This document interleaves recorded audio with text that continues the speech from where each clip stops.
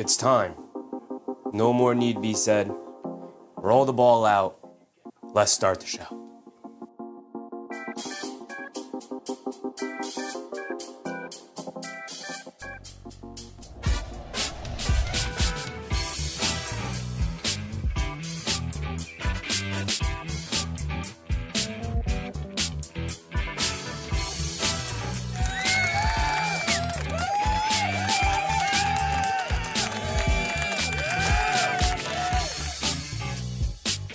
That is right, folks. We are indeed back for what could be a quadruple header here today, but we are indeed here for the start of the NBA playoffs here today. This afternoon, we have the Raptors and the Cavs tipping us off here. And I don't have a lot to say. All I have to say is roll the ball out and let's watch some good basketball. This is going to be the highest quality of basketball we're going to be able to watch all season long. All year long, we wait for this moment here today, where 4 teams will tip it off for the first time to start us off right, to get the season, the second season here in the NBA started off correctly. And like I said, we're starting with the Raptors taking on the Cavs, but we will indeed be moving on to what could be the primetime event of the first round. That will be indeed be the Denver Nuggets taking on the Minnesota Timberwolves. And of course, we will always get to our New York Knicks taking on the Atlanta Hawks and what I suspect will be at least a 5-game series. Hopefully not anything more, but we're going to start it first with the Raptors, the away team, going to Cleveland. And what a lot of people feel like is the weakest first-round matchup outside of the 1s and the 2 seeds. Right, between the 4s and the 5s and the 6s and the 3s, this feels like a series where the Raptors are just not going to be able to keep up with the Cleveland Cavaliers. But we will see. Chaos Kid, what's up, Chaos Kid? Spark, what's up, Spark? Appreciate you. George Pearson, what's up, George? Appreciate you guys as always. We are indeed off and ready to go. We had to make sure we came correct. Best believe if we have the time, we will include wardrobe changes, but I am ready to go. I have everything set up that could possibly set up for here tonight, including our quick little rundown here. Usually we start a half hour before quote-unquote tip-off time, but here today started a little bit later, number 1, because we will likely be live all day long. But number 2, there's not much to go over at this point in the season. We've covered the Raptors. We've covered the Cavs. We know what these teams are made of. We know for the most part how they're going to match up. It's going to be a fun outing to watch Scottie Barnes take on Evan Mobley, 2 guys from the same draft class, playing pretty much the same position. Spark with the membership. Appreciate you, Spark. Yes, sir. Getting us started off the right way. I'm ready to go. Let's do it. Chaos Kid said NP breaks. We'll see, brother. I got the diaper on. I'm just kidding. I don't have a diaper on, but we'll see. CEO King. What's up, CEO King? Get them men in black shades, don't you? Yes, sir. Yes, sir. We are indeed ready to go. Now, the black shades will indeed come off because I can't see anything. I can't see the monitors or anything like that. I can barely read the chat. Bruce Fowler. What's up, Bruce? Sure to be a crowded house. Looking forward to your call and analysis. Yes, sir. I'm looking forward to the highest caliber of basketball we can watch. This is the tippity top of the sport. This is the premier show. The NBA playoffs, there's nothing like it. Spark said Raps and Knicks win today. I wish the first half of that was most likely. I don't know, man. I think you got a pretty good chance. We'll see the Cleveland Cavaliers today. Obviously, they did not end the season particularly that strong. A little hampered. A couple of guys in and out of the lineup. A couple of guys in and out of the lineup. But I do think that the Raptors at least match up slightly better against the Cleveland Cavaliers than they did against the New York Knicks. So I'll tell you this right here, Spark. I would not be surprised if this went at least 6 games. I know everybody is picking Cleveland in likely 5, maybe 4. But I think Toronto could upset them to push it to 6. I would not pick Toronto to win the series. I don't think it's impossible, but like the Atlanta Hawks, the expectation is probably that this is going to be an early series, unlike actually maybe the Knicks series where people expect that to go 6 or 7. I'm expecting the Knicks series to go 4 or 5, and I'm expecting this series to possibly go 5 or 6. Right? While I think a lot of people have this going 4 or 5. Now, we can get to that as the game goes on, and we can truly evaluate where these teams stand because we didn't have a ton of matchups to go off of between these two teams where both of them were healthy. Either players were missing for the Raptors or players were missing or actually all three of these games came before the James Harden trade. Came before Thanksgiving, I believe, or before Christmas, definitely. So this is definitely a brand new matchup, and we don't necessarily know exactly how they're going to be able to match up. So it'll be interesting to watch. Star, what's up, Star? Muhammad, what's up, Muhammad? Star said, this is such an exciting day. It's finally time for real games. Yes, sir. Yes, sir. Eric C, what's up, Eric? Forgot to take the tags off. Where the tags at? Where the tags at? On the arm? Where the tags at? Where the tags at? This guy? This guy I'm leaving on.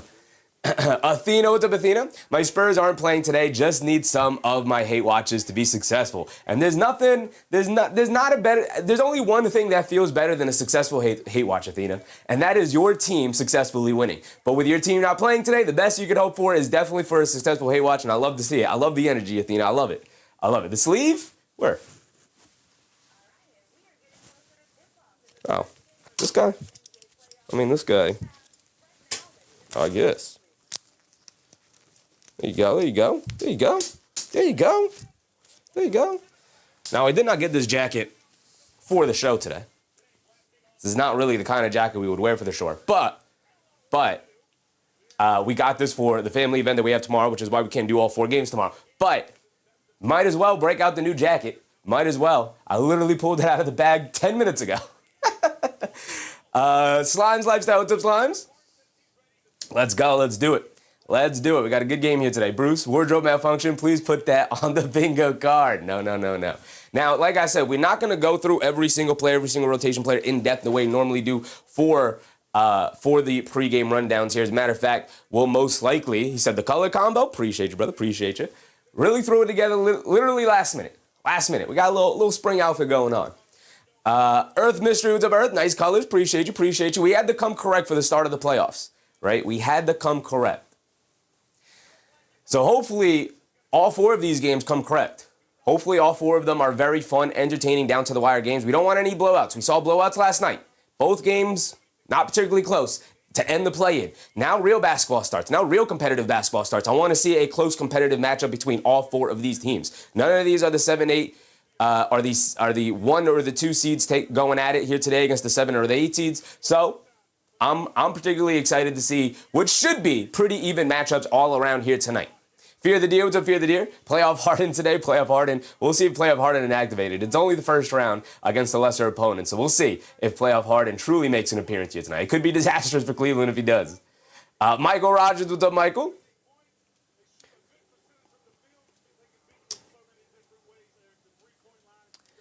Who else we had? We had Bruce said some fans will have no appetite after today's game, but it's only game 1.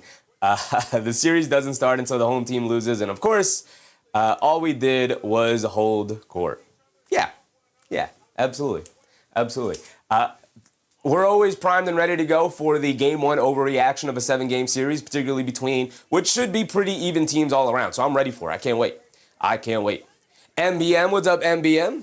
Primed and ready to go. I can't wait for it. I can't wait for the game here today. We are about 10 minutes away from tip-off, so real quick, we'll run down the rotation players and who we expect to see play tonight, and then we'll run down real quickly what we got on our bingo card here tonight, or here this afternoon. We have Scottie Barnes, of course, taking on Evan Mobley. I think they will likely match up together. If not, maybe we could see Barnes on James Harden, but I suspect we'll see R.J. Barrett get a heavy dose of James Harden here today, just because R.J. Barrett's not the most athletic dude in the world, and with James Harden this late in his career, I suppose they will ask R.J. Barrett to hold court against James Harden here, stay in front of him, and keep Scottie Barnes out on the perimeter, maybe roaming off of guys like Jared Allen or Evan Mobley in order to help protect the paint. Chaos Kid, today's winners, Raptors, Nuggets, Knicks, Rockets. Raptors, Nuggets, okay, Knicks, of course, Rockets, to be expected. You got the Raptors with the upset today, Chaos Kid. I love the energy. MBM reminding people to like button. Appreciate you guys coming in. Go ahead, make sure you hit that like button. We are off and ready to go. We are about 10 minutes away from tip-off, so let's run down the matchups here. We got Brandon Ingram. It's going to be interesting to see who they match Brandon Ingram with. Likely have him probably not on Donovan Mitchell. Who do they ask to guard Donovan Mitchell? Probably Brandon Ingram, I guess, try to put size and length on him. But Mitchell is going to have the advantage here today. They don't particularly have great point of attack defenders. Manuel quickly was questionable the last time I checked. I'm pretty sure he's going to be playing here today. RJ Bear, like I said, I suspect he will garner the James Harden matchup. Athena said, I think there will be one upset. I hope so. I hope it's not the Knicks. But I hope there's at least one upset here today. I don't know if it would be an upset between the Nuggets and the Timberwolves if it went one way or the other, because I think people feel like both of those teams are pretty much on the same level when fully healthy, and I think the Timberwolves will be fully healthy. I know Anthony Edwards is also questionable. Hopefully he's playing. Quickly is out for the deer. It's the playoffs, man. What is Quickly out with? It's the playoffs. This is not regular. You got to play through it. Your playoff, your lives, your season is on the line here. Why is Quickly out? What are we doing? What are we doing? You are the underdog. All hands on deck. Hamstring? Oh my goodness. All right. That's unfortunate. So no Quickly. We have Quickly props is the problem too we have on the bingo card. So injuries in the playoffs is part of the reason. I was thinking about it as I was going through it. I don't know if the bingo card is necessarily going to work in the regular season. We'll try it. We might have to get real general with our bingo cards, but yeah, that sucks to not have Quickly available here today. One, because the game, but two, it's going to mess everything up in our call here tonight. Sparks said Jacoby Walter may get a big defensive assignment for the Raps. I mean, now I would assume they put Jacoby Walter to start on Donovan Mitchell here. He'll be in the starting lineup, which he wouldn't have been in the starting lineup if they were fully healthy.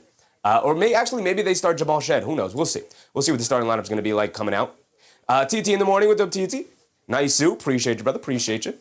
Manuel Quickly out, unfortunately, the kind of motor of this team, the engine of this team, as the point guard, kind of gets guys in position. He's one of the guys who plays best off of Scottie Barnes, and without him, Scottie Barnes, RJ Barrett, and Brandon Ingram are kind of a wonky fit there. We go down to their bench, and it's interesting Grady Dick is still on the player graphic. We saw him play a couple of games down the stretch of the regular season, but he had an incredibly disappointing season. I doubt we see him in the playoffs. Jakob Poeltl is a starting center. Maybe not the greatest starting center. He's going to be tasked pretty heavily with staying in front and guarding and battling on the boards against Jared Allen and Evan Mobley. To be honest, I don't think that's the greatest matchup for Evan Mobley and Jared Allen. Not because I think they'll struggle against Jakob Poeltl. As a matter of fact, I think they'll dominate him. I think one of the biggest issues with this Cleveland team, and we saw it years ago, and we continue to see it, and we'll probably see it in the next round where this Cleveland Cavaliers team takes on the Detroit Pistons, because I expect both of these teams to make it out of the series. You kind of want Evan Mobley and Jared Allen to at least be tested a little bit, and I'm not sure Jakob Poeltl can do that for those guys as they go into the bruising, rough-rousing Detroit Pistons front of the court. So not the greatest matchup for Evan Mobley and Jared Allen in terms of getting them ready for the next series, but you never want to look too far ahead, so maybe you just come in and handle business here in this series. Eric C. said, did you build the Knicks game bingo, or can we join in? We got everything built in advance because these games are sequential. It's game after game after game. There is no stoppage in between to have time in order to do that. If we had time in between one of these games, I absolutely would have done that with everybody, Eric. But unfortunately, I had to get everything set up prior because we're going to jump from this game over to Nuggets Timberwolves, over to Knicks Hawks, and then over to Lakers Rockets to end the night. 5-star 60. What's up, 5-star? I fell asleep last night. Did we hit bingo? We did not hit bingo, but also 5-star. I post every bingo results over on the community tab. So you can go ahead and check out the bingo results. Eric C. Remind people to like button. Appreciate you, Eric. Appreciate you. Ochai Body's also not even on this team anymore. What is going on with my player graphics? I gotta update them. Colin Murray Boyles, incredible rookie season. He's going to be tasked with pretty heavily in this series. Defensively, both playing a big man position and also guarding out on the perimeter as a rookie. He had a fantastic rookie season, one of the most underrated rookie seasons. As a matter of fact, I was listening to a bunch of, and maybe he didn't play 65 games because I know he was in and out of the lineup, but I was listening to a bunch of podcasts talking about their awards ballots, and let me tell you something, man. I don't think I heard a single person bring up Colin Murray Boy's name. As my guy 5-star 60 sent out a membership, appreciate you guys again getting us started off correctly here for our playoff run here today. I love it. Appreciate you. Appreciate you.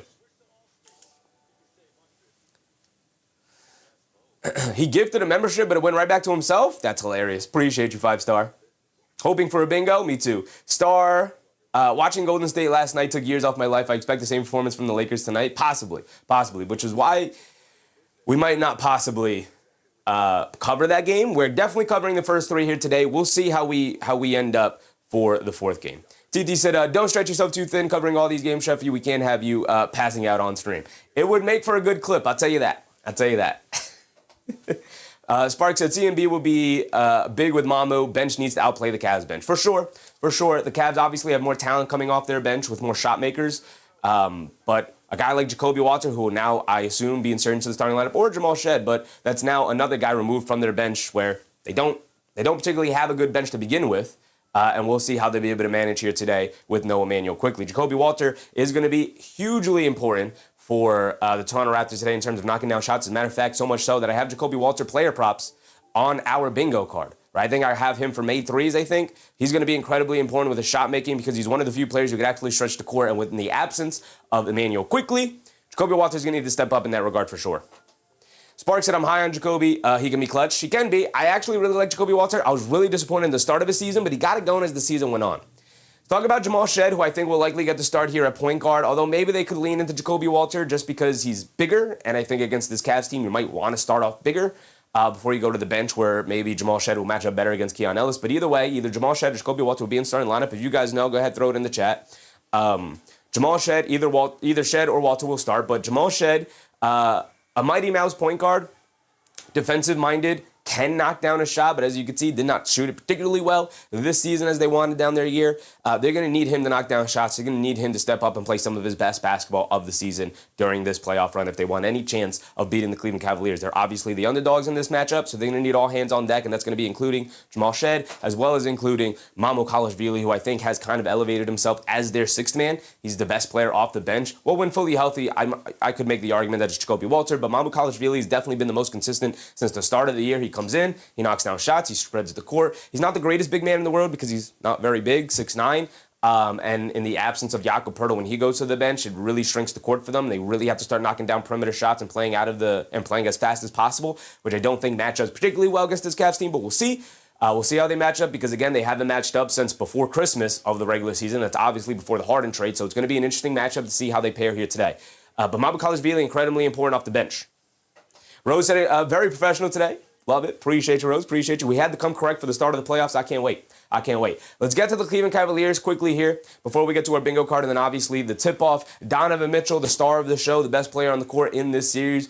28 a game, 6 assists. We know what he's capable of. We'll see if he's going to be able to be stopped against going up against any of these perimeter defenders for the Raptors here. They don't particularly have great point of attack defenders to begin with, and so I think the Donovan Mitchell matchup is going to be really tough for them to sustain as the series goes on. Eric C said, I tune in every video. I can regardless of it, I watch it all, but I need Chef to be the voice of the Knicks today. I can't wait for it. I've literally been waiting. It's been 6 days. Last time they played was Sunday. It's now Saturday. It's been almost a week, man. It's been almost a week. Evan Mobley, he's going to be going up against Scottie Barnes. It's going to be a very interesting matchup. They got Dean Wade in the starting lineup, so fully healthy. They got Dean Wade in there. Okay. No Max Strus. He's coming in off the bench, coming off the injury. Didn't play majority of the year. Evan Mobley going to be incredibly important, likely going to be matched up pretty heavily most of the time with Scottie Barnes. We'll see how he'll be able to stay in front. Shed's going to be in the starting lineup. They're going to put it up now as we get out for the tip-off here. James Harden, obviously the trade deadline acquisition, one of the bigger trades at the deadline there. They have not matched up with the Toronto Raptors with James Harden on the team. So like I said, it's going to be interesting to see who guards who and what the matchups are going to be looking like. MBM said, are you changing jackets every game? Possibly. We'll see, MBM. Definitely, I'm going to want to change jackets for the Knicks game, but we'll see if we have time, man. We're going to be jumping right into it, so we'll see. Fear the Deer said, who is Ingram starting on? I don't know. I assume they'll have Ingram either on Harden or Mitchell. They're going to need his size and length, or maybe they put him off ball and trust maybe Barnes and Barrett on ball. We'll see. The Cavs have more size than the Raptors, particularly on the point of attack, with their quickness and their size, so it's difficult to put like a Jamal Shed on anybody. We're getting ready for tip-off here. Jared Allen is going to be incredibly important. He's going to be matched up with Poeltl, which is not a good matchup for Poeltl. And then obviously the bench is much deeper with Keon Ellis, Max Strus, Dennis Schroeder, Dean Wade in the starting lineup. And then some of these other guys don't necessarily play, but Jalen Tyson definitely does, and so does Sam Merrill. But here we go. We're getting ready for the tip. Don't want to miss any of the action, so here we go.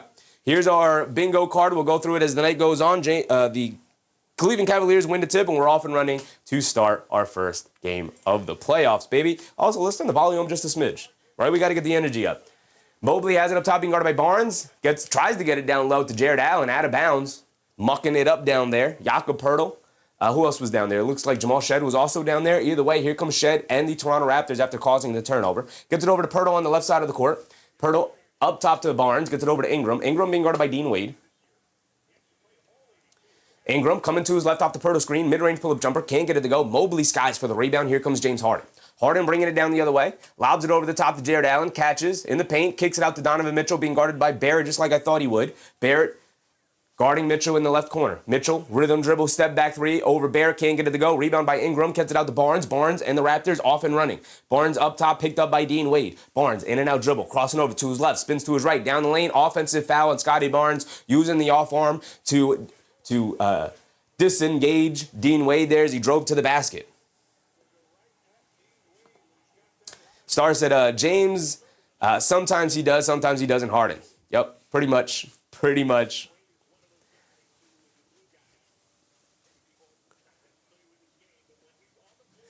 James Harden has it up top.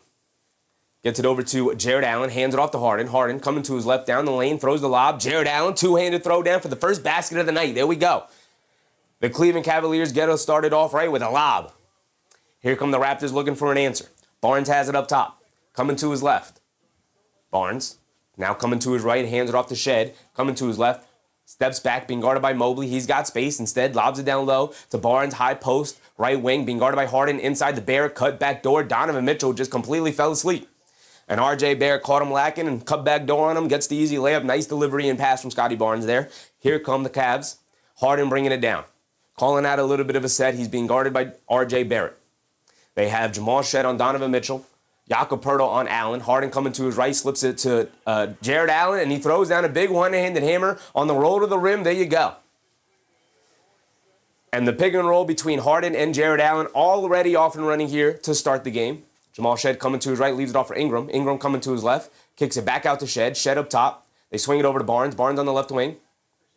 Barnes catches, pump fake, jab step. He'll put up the left wing three, hesitated from it, but he ultimately puts it up and knocks it down, and that's exactly what you want to see from Scottie Barnes. You got to be confident. You got to be ready to go. You got to be able to knock these shots down. Donovan Mitchell bringing it down, coming to his right, bump, Euro, layup. Can't get it to go off the back of the rim on the wide open finger roll layup, and now here comes Scottie Barnes. Barnes up top, coming to his left. Barnes can't get the pass over to Barrett. Instead, hands it off to him. He's coming to his right, inside pass to Barnes. Barnes mishandles it, kicks it to the corner. It's a bad pass. Mitchell dives on it, but he's out of bounds. It's going to stay here with the Raptors, at least, with 10 seconds on their shot clock.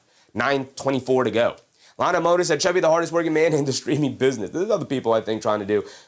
Listen, man, there's inspirations that have inspired this channel of people who have done a ton of work to get to where they're at as well. Now, I don't think any of them are as well prepared in covering these basketball games as me, but that's another question. I still have a ton of respect for what they do. They get it into Barnes. Barnes on the right wing. Swings it over to Poeltl. Poeltl up top.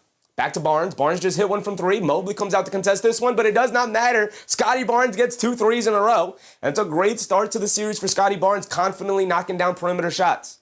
Harden has it up top, being guarded by Barrett. Harden dancing with it. Coming to his right off the Allen screen, driving it down. He's got space in the paint, shovels it out. Dean Wade wide open, right corner three, throws up an air ball. Rebound by Mobley over Scottie Barnes, and he goes back up with a two-handed hammer. Scottie Barnes is going to have to keep Mobley off the glass. These two guys going at it is a great way to start this series, baby. From the same draft class, playing the same position, have kind of been compared to each other as their careers have sort of diverged in different areas. They hand it off to Shead, coming to his left off the Poeltl handoff, slips it down low to Poeltl. Poeltl can't handle the pass, but he saves it out to Barrett. Barrett out of the right corner, attacking up top. Barnes, pump fakes. They close down to him. He hop steps in the paint, kicks it out. R.J. Barrett, right corner three, comes up well short on the air ball. Fight for the loose ball rebound, picked up by Donovan Mitchell and Dean Wade. Here comes Mitchell right side of the court, pushing the pace, picked up by Ingram, dancing with a step back, sees a double team. Gets it inside to Jared Allen, down low to Evan Mobley. Ball knocked loose, but Ingram can't hold on to it as it goes out of bounds. It'll stay here with the Cleveland Cavaliers. Lana said, I was at the game last night in Orlando. It must have been a party in Orlando. Must have been celebrating all night. He's got plantar fasciitis for Emmanuel quickly. That's not great. That's not great.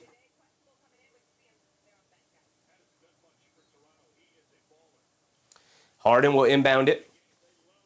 Toronto holding on to a small 2-point lead here to start. They lob it all the way over the top to Jared Allen, who has it up top. Crosses over to his right on Pirtle down the lane. Throws down a one-handed poster hammer. Jared Allen getting it started off right for this playoff run, going to the rim hard, and now that's 2 big-time dunks in the lane. Pirtle has it up top. Hands it off to Barnes, coming to his right, down the lane, foul line, swings out in the corner, Jamal Shed, a no hesitation 3, and he knocks it down. The Toronto Raptors knocking down their 3-point shots here tonight. It's going to take a whole lot of that in order to actually make this series competitive for the Toronto Raptors here. Mobley has it up top, being guarded by Scottie Barnes, spins to his right, good defense from Barnes, hands it off to Harden, jab step, coming to his right, steps back, being guarded by RJ Barrett. Harden's going to dance with it, crosses over to his right. Vintage Harden leans in, puts up the floater, can't get it to go, but that's because there is a foul being called on RJ Barrett, sending James Harden to the foul line for 2 free throws there. That is indeed vintage Harden there. Joseph, what's up, Joseph? Keith Modeste, what's up, Keith? Executive chef today. Yes, sir. Yes, sir. In the building tonight, ready to go. Ready to go. MBM said availability for the playoffs in question for Quick. Not good for the Raptors. Not at all. Plantar fasciitis. This is a pretty serious injury that could get worse if played on. So I understand them holding him out and whatnot, but like I said, you are the underdog. Maybe they're going to hold them out to game 3, just saying, hey, man, even if we lose both of these games in Cleveland, even if, they just held home court, we'll go back home, hopefully win those 2 games with Emmanuel quickly back, try to take them as much rest as much rest as possible. But it's not great. He's your point guard. He's the driving engine of your team. Harden knocks down both free throws. We got a couple of substitutions coming into the game. Merrill comes in, and Jacoby Walter comes in. They get it over to Barnes, down the lane, puts up the floater, can't get it to go, battle for the rebound, Merrill pulls it out, and now here comes Harden quickly pushing the pace the other way. Harden up top, dancing with it, coming to his left, down the lane, off the Allen screen, and they call a foul on Scottie Barnes battling over the Jared Allen screen. Monomoto said, encourage the work. Encourage the work. Hit the like for Sheffy basketball fans. Appreciate you, Lano. Appreciate you. Spark said, and not the same as Quick for scoring, but Shed is at least a good facilitator point guard usually. I mean, he gives the ball to the playmakers and he gets out of the way. Like, he gets it to them where they want it, and then he goes and gets out of the way. But he, like you said, he's just not as good of a player, not as good of a team defender. He's maybe a little bit better of an on-ball defender. But you're going to need all hands on deck. Without Quickly, like you would prefer having Quickly and Shed, not one of them. Donovan Mitchell coming to his left off the inbounds, knocks down the pull-up 3 right between the eyes of the defender. And we got our first time out of the game. 7:15 to go here in the first quarter. A 2-point lead for the Cleveland Cavaliers.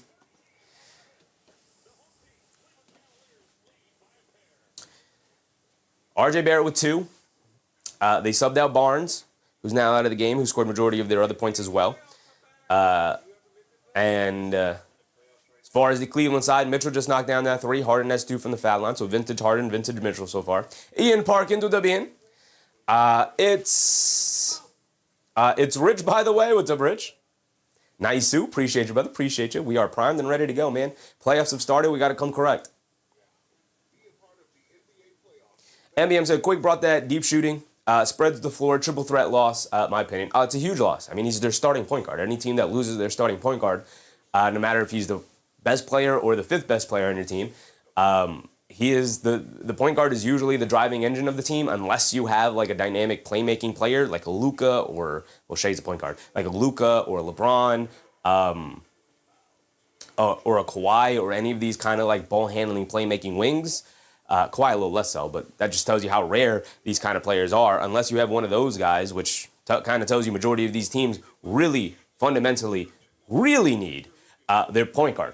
Just to kind of set everything up and make sure everybody's where they need to be. That is the job of the point guard. And while I know it's not necessarily done in the same way as it was back in the day as traditionally, the point guards still do that. They still kind of direct offenses, even if the ball's not in their hands. Off ball, they're still kind of directing people where to go, where to be, what set we're running. They're the coach on the court. Again, whether they have the ball in their hands or not.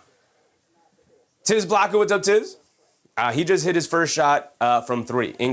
Donovan Mitchell did indeed. He's 1 for 3 from the field. Just knocked down that pull-up 3 right there, which caused the timeout from the Toronto Raptors. Let's take a look at our bingo card here. Right, we're at our first timeout. Let's take a look at our bingo card. Tiz said, my boy looks like he's ready to handle some business. Yes, sir, brother. Yes, sir. Here, we're going to start with a triple-double. We had Quickly 5 and 5. What do we lower this to? Shed 10 and 5? We need Jamal Shed for 10 and 5. We're going to switch that one to Shed 10 and 5. We'll see. Mitchell for 30. Jacoby Walter for 3 threes, 2 consecutive missed free throws as always. Harden for 30 points. Jared Allen for 20 points. RJ Barrett for 25. A technical foul. Mamu for 3 threes. Barnes, geez Louise, my bad. Barnes, 25 and 5 for Scottie Barnes here, which extremely gettable. It's around his averages. He averaged 18.7 points per game on the season, I believe. It's around his averages. 25 and 5 should be a gimme for Scottie Barnes here tonight. A jump ball as always. A failed challenge. Mobley for 4 stocks, right? Blocks or steals combined. 4 stocks for Mobley. A travel, any player for 3 blocks. It says Nate player. Any player for 3 blocks, a typo. 4-point play. Sam Merrill for 4 threes. A goaltend. We changed the wedgie out. I think we'll rock with the goaltend from here on out. You guys broke me on the wedgie thing. We got the wedgie out of here. We have yet to see a wedgie, so we're going to get it out of here for the playoff run. Ingram for 25 points. Strus and Tyson combined for 5 threes off the bench. We'll see. Successful challenge, a double-double, and a shot clock violation as always. Couple of mainstays over there. I wrote them down, all the mainstays we have, so they will be on pretty much every single bingo card for the foreseeable future. We got them all written down there.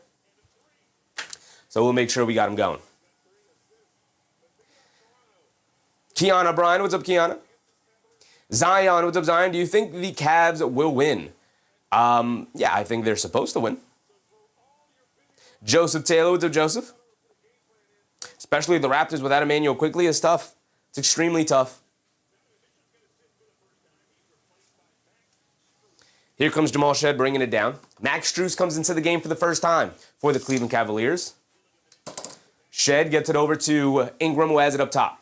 Ingram gets it over to Shed. Shed down the lane in the paint, leans in, floater. Got it to go, and the foul for Jamal Shed, and they need Shed to have a bit of a scorer's mentality. Can't just be a setup guy off the bench. In the starting lineup, you need to get buckets as well. You need to be able to do it all. Also, got to bring a level of unpredictability here for Jamal Shed. I think everybody's expecting him to give the ball to the star players and go stand in the corner. You got to be available, and you got to be ready to be in attack mode, and I love to see him get to the line here with the and one layup. Moran, what's up, Moran? Shed misses the free throw, though. Bat on the glass for the rebound. Harden picks it up, and we're bringing it down the other way. Harden has it up top, being guarded by Jacoby Walter, who subbed in.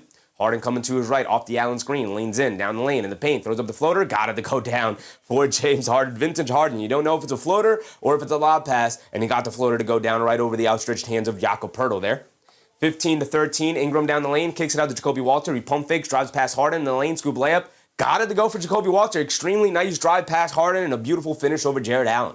And we're tied at 15. Back and forth we go. Harden picks up his handle, gets it out to Strus, back to Harden. Harden being guarded by Ingram. Trying to put size and length on him on this possession. Coming to his right off the screen. Slip pass to Jared Allen down the lane. Gets stripped by Jakob Poeltl. And the pick and roll between Harden and Jared Allen continues to be deadly against any opponent. And especially here tonight against the Raptors with Jakob Poeltl normally in a drop like this.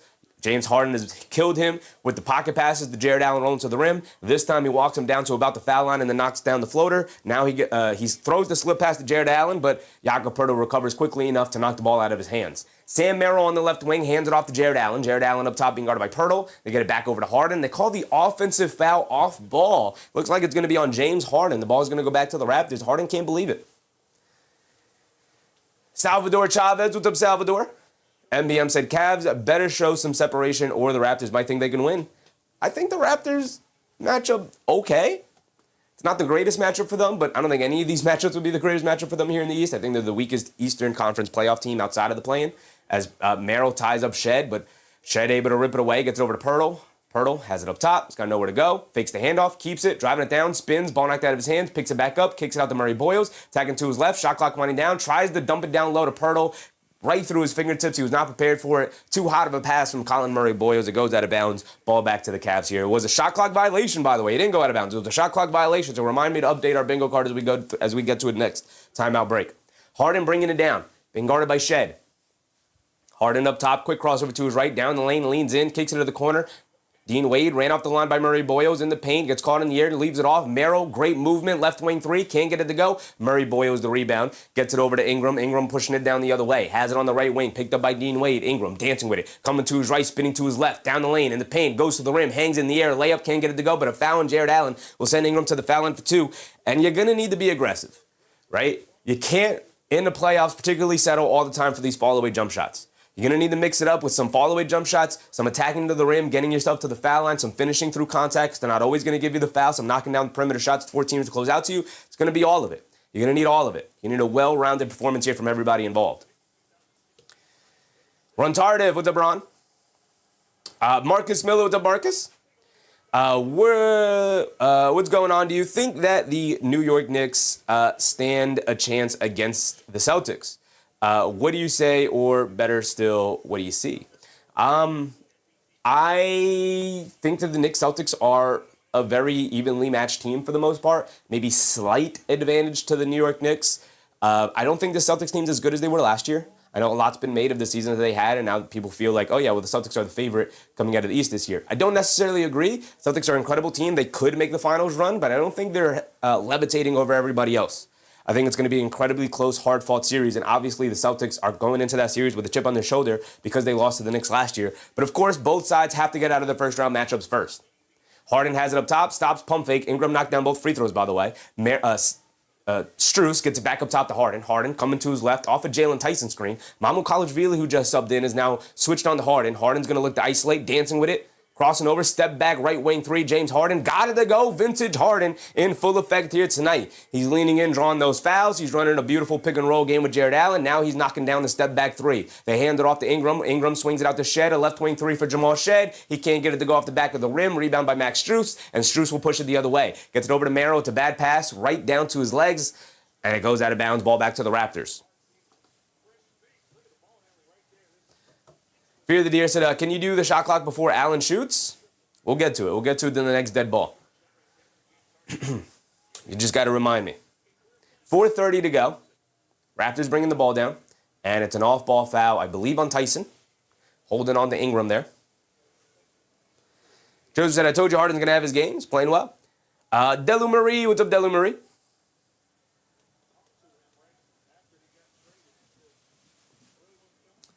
So Ingram will inbound it. Gets it into Mamu. 4:30 to go here in this first quarter. They get it over to Ingram, spinning to his right. Mid-range pull-up jumper for Brandon Ingram. Got it to go down for Brandon Ingram. And Jalen Tyson wants a leg kick called on Brandon Ingram on that shot, but he got the midi to go down. Mobley's back in, hands it off to Strus, off the handoff. Strus fires away, can't get it to go. Long rebound. Shed chases it down. He's shot out of a cannon, pushing it the other way. Loses the handle on the ball, stops, turns, spins, got nowhere to go. If you're Jacoby Walter, you got to spray it out to that corner, brother. But instead, they sneak it down low to CMB, who turns and knocks down the lefty push shot. And the Raptors up by 3, 21-18. Harden bringing it down, under 4 to go.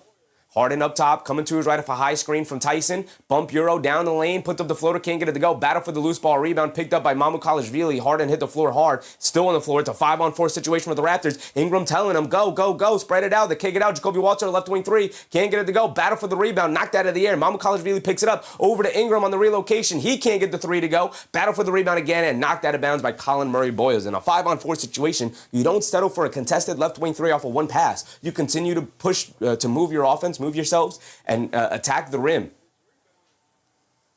It's not enough. You can't shoot that first one off of one pass in a 5-on-4 situation in transition. You got to keep the Cavs scrambling there defensively. Harden's going to sub out. So no Harden, no Mitchell. No, Mitchell does sub back in. I was about to say. Mitchell back in for Harden. Mitchell up top, coming to his left off the Mobley screen. Inside pass to Mobley, rolling to the rim. Gets a blocking foul on Jamal Shed after Mobley did not have space to come back down, even though it looked like Shed was set, but Mobley was up in the air. So it's a foul on Jamal Shed. It's a foul on the floor. Are they in the bonus here? DPS, what's up, DPS? Can't see the Cavs player stats? I got you, brother. I got you. We'll pace around as the game goes on. Not much to go over. Right now, Mobley's got 2, Mitchell's got 3. Harden just subbed out, knocked down a couple of shots. Take Cowboys said offensive foul. You guys know me. I love a good charge. To me, that is still a blocking foul because you got to give the offensive player room to come down and make a move to avoid you. He didn't barrel into you. You invaded his space. So to me, that's still a blocking foul. It's a foul on Shed. Joe said, it's the playoffs. Let these teams play. I mean, to an extent, yeah. A foul's a foul, though. Evan Mobley knocks down both free throws. 21-20. Scottie Barnes also back in now. 3:20 to go in this first quarter. Barnes bringing it down. He has it up top. Barnes being guarded by Mobley. Gets it over to Walter. Jab step, coming to his right off the CMB screen. Swings it over to Ingram. Ingram on the left wing, attacking to his right. He's being guarded by Tyson. In and out dribble, coming to his right, down the lane, leans in, draws the foul. Floater can't get it to go, but he'll go to the foul line for 2. Ingram back to the foul line with 3 minutes to go here. Now we're getting fouls on both sides. Free throws from both sides, 21-20. Neither team building too much of an advantage. A back and forth affair in its fullest.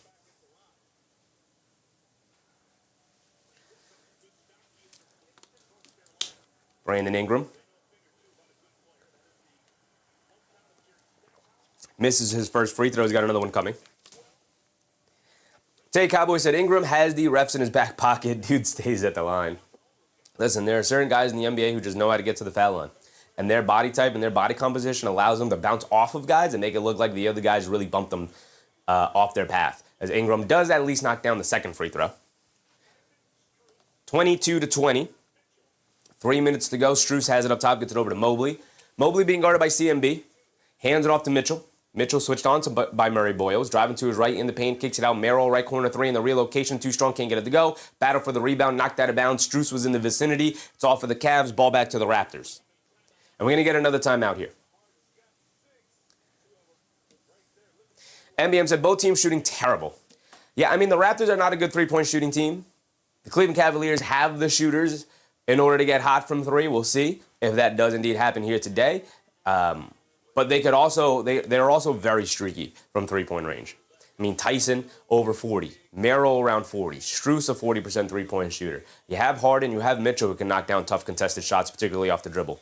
You have multiple shooting lineups you could put out there. Dean Wade can knock down threes. So, DPS said, I need Ingram 4-5 rebounds, not looking good. Brandon Ingram so far, he's played, I think, the entirety of the first quarter. I think he subbed out.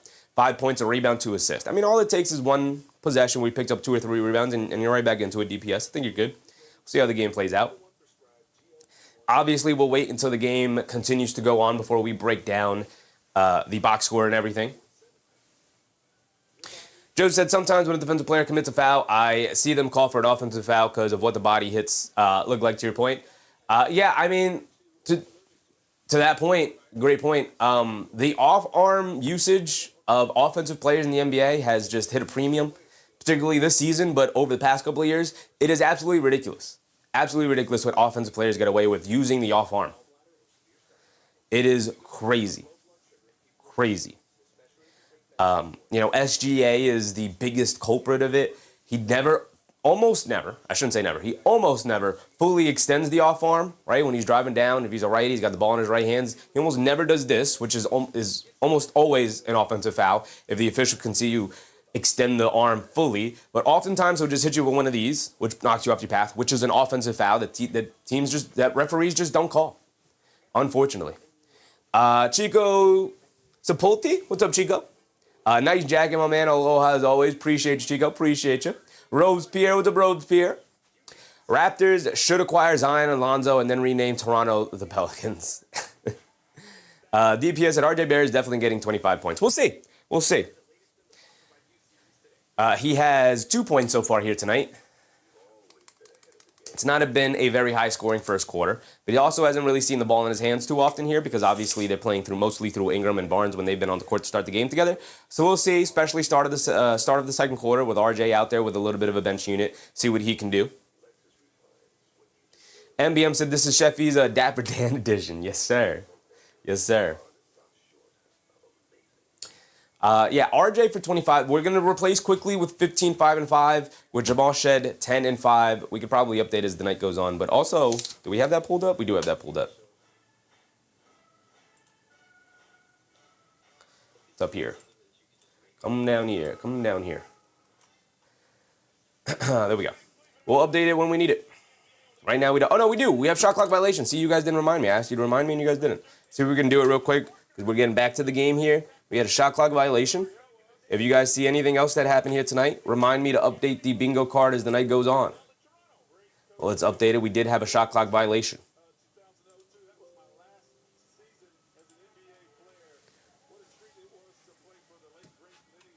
Sons Jen, what's up, Sons Jen? How we feeling, brother? How we feeling? You get to take on the mighty Thunder.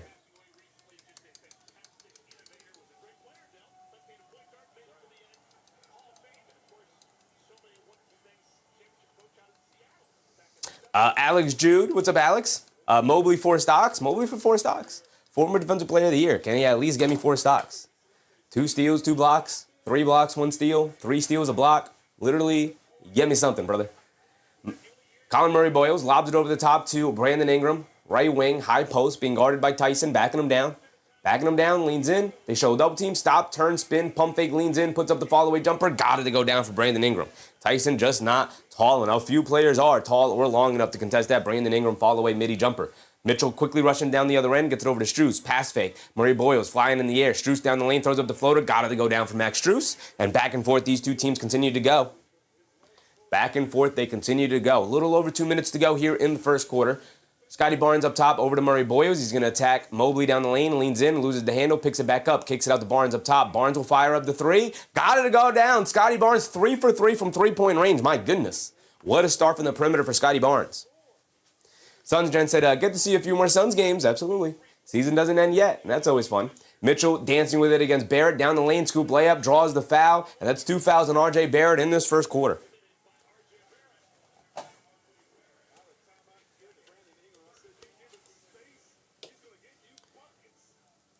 So RJ Barrett to the foul line for 2. Still stuck on his 2 points, but he's got 2 free throws now. Oh, no, he doesn't. He committed the foul against Donovan Mitchell here. So Donovan Mitchell to the foul line for 2. It's 2 fouls on Barrett. He could be done for the remainder of the first quarter. We'll see if they keep him out there. David Oz Jr., what's up, David? Go Raptors. Mitchell knocks down the first free throw. He's got another one coming. Rose Pierce said, the Cleveland Chocoliers will get swept is my bet. I don't think they'll get swept. They are the far more talented team, but to your point, filled with a bunch of players who have not particularly played all too well during the playoffs. Mitchell knocks down both free throws, 3-point game, 27-24, 1:40 to go. And it's an off-ball foul on the Cleveland Cavaliers there.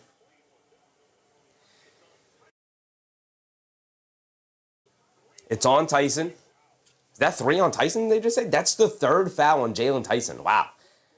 That is going to mess up some of their rotations here. Now, the Cavs are deep enough to sustain that, but that's tough. That's tough. Brandon Ingram at the foul line. Misses another free throw for Brandon Ingram. Brother, you can't be missing free throws, big dog. Slayer, what's up, Slayer? Cavs money line. I mean, they are the favorites. I'm not sure what you're getting with Cavs money line, but rooting for you, brother. I'm rooting for you.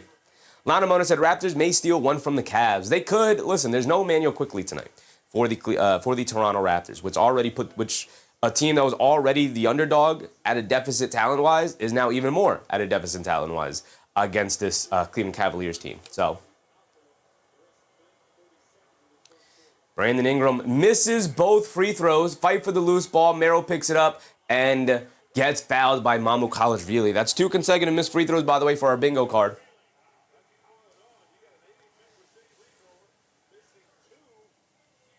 Brandon Ingram is now 1 for 4 from the foul line here tonight. He missed 2 in a row. We'll update it. We'll update our bingo card during the next stoppage in play. Judge, that's at 3 fouls in 3 minutes and 44 seconds is whacking and hacking for sure. Felipe, what's up, Felipe? Merrill knocks down the first free throw. Maybe we have enough time here to update our bingo card. So we had 2 consecutive missed free throws there. My goodness. What a disastrous start for Brandon Ingram from the foul line. 1 for 4 from 3. Where's our 2 consecutive missed free throws at? There it is.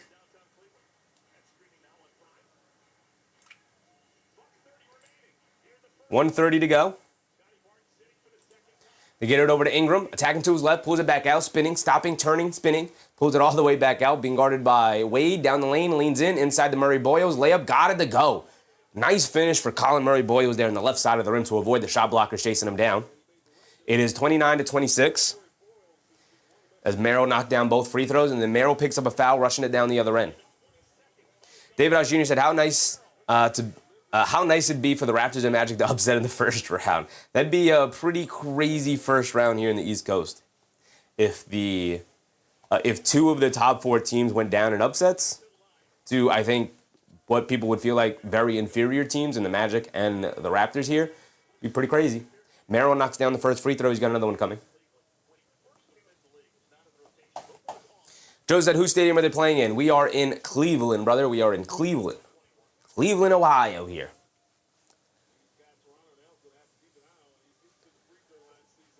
David said, add the Sixers in.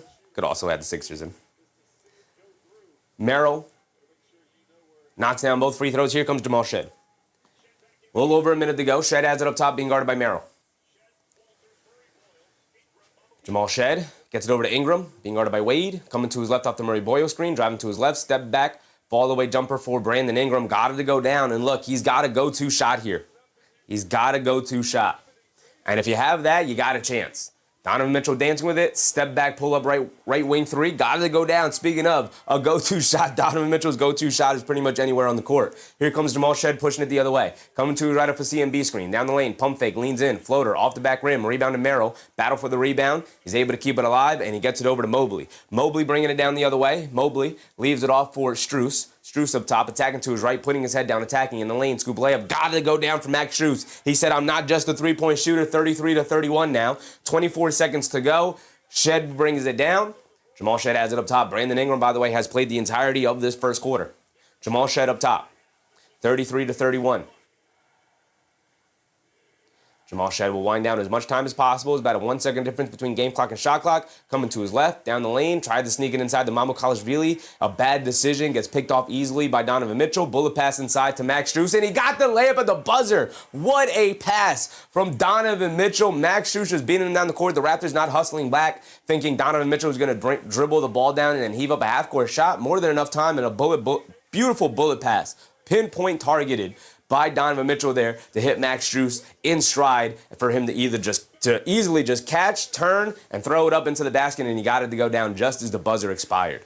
Just like that, it is a 4-point lead for the Cleveland Cavaliers after they, I would say, trailed for a decent amount of this first quarter here.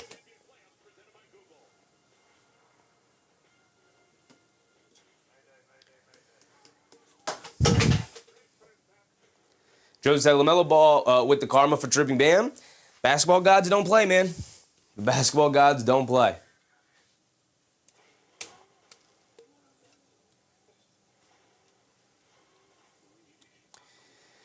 Joe said, the Cavs are playing too good right now for it to be this close. I mean, they started off really, really slowly, missing a lot of makeable shots. So, they're starting to find their groove. 35 first quarter points. Hopefully, if you're a Raptors fan, hopefully that's the most amount of points they will score in a quarter. And hopefully you can play them even the rest of the game. This will be a close game all the way through. We'll see. Jeff Brown, what's up, Jeff? Always happy to see you, brother. Joseph Penker, what's up, Joseph? Football gods are even worse. They can be. You don't really want to anger the sports gods in general. You don't. They all communicate. They all eat dinner together. They're all there. Sparks said, Brandon Ingram needs to hit those free throws. He does indeed. He's 1 for 4 from the foul line so far to start. Not a great start at all. Strus or Tyson have yet to hit a three-point shot tonight. Same for Sam Merrill. Nobody really hitting threes outside of James Harden and Donovan Mitchell here. Both of them have one. Jacoby Walters yet to hit a three as well. Donovan Mitchell with 8 points, so he's on his way to 30. On pace for that. Harden, slowly on pace for 30 as well. We could see if we could get a double-double, maybe even a triple-double from any one of these guys. Probably James Harden if we do see one, but we'll see. Maybe Scottie Barnes if we see one. We do have Barnes in there with his averages. Where is he? 25 and 5. Jeff Brown said, only time I say it, I am a Knicks fan if y'all play Boston baked beans. Yes, sir. Yes, sir, Jeff. We're going to try and go in there and handle business for the rest of the league. Adelino Aravalo? What's up, Adelino? Harden, how many assists right now? Let's take a look at it. We're going to start the second quarter here. Coming right back into it. Let's pull up the box score. Obviously, as we are in the playoffs, we are one game at a time. Very, very seldomly will we see two playoff games be played at the same time. But if we go over to the Cavs, James Harden got a couple assists on him. 7 points, 3 assists for James Harden so far tonight. 2 for 3 from the field, including 1 3-point make. Donovan Mitchell, 2 3-point makes. I undersold him a little bit there. Crandon, what's up, Crandon? Go Wolves. Whoever comes out this series is losing the next round between the Cavs and the Raptors. Whoever comes out of this series is losing the next round. Oh, between the Cavs and the Raptors. Whoever wins this series will lose to what likely will be the Pistons in the next round. Probably. I will say the Cleveland Cavaliers played the Pistons extremely well during the regular season. So we'll see. We'll see. I think the Pistons should and will still be favored in that series, but we'll see. We'll see. MBM said Knicks versus Wolves in the finals. A lot has been made about the Denver Nuggets path should they make a finals run this year, and not enough is being made of the Minnesota Timberwolves of their path as well. It would be essentially the same path, right? It would have to be the Nuggets, the Spurs, as Barrett down the lane misses a tough floater, knocked out of bounds by the Cavs. It'll stay with the Raptors. It'll be the same path. It would be, you'd have to beat the Nuggets, then you'd have to beat the Spurs, then you'd have to beat the Thunder, then you'd have to beat whatever team comes out of the East. So, not easy. A.J. Lawson is in the game, by the way. Was not sure we'd see A.J. Lawson. They get it into Colin Murray Boys, who throws up a floater, and he gets it to go down. Here comes Dennis Schroeder bringing it down. Schroeder up top being guarded by Lawson. Schroeder coming to his left, off the Mobley screen, hands it off to Mitchell. Pump fakes, coming to his right, off the handoff. Quick crossover, ball knocked out of his hands. RJ Barrett's going to chase it down, and they pick his pocket. Barrett's going to bring it down the other way, go to the rim, lefty layup, can't get it to go, but a foul, and Donovan Mitchell will send RJ Barrett to the foul line as Mitchell's laying on the floor waving the finger. And he's saying he got hit in the face, saying he took the brunt of the hit. So Barrett, as of right now, will walk his way to the foul line, but Donovan Mitchell's still on the floor holding his face. I think he's trying to bide as much time as possible because he's holding onto his face, waving his finger, and no timeout was being called. And Donovan Mitchell just wakes up and sits up and he goes, "Coach, call the timeout, call the challenge," and he doesn't. So RJ Barrett's going to be at the foul line for 2.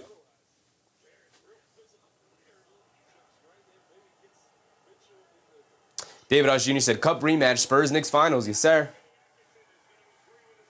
And now Kenny Atkinson uses the timeout and challenge. So we're going to get a challenge here. So we're either going to get a successful challenge or a failed challenge for our bingo card.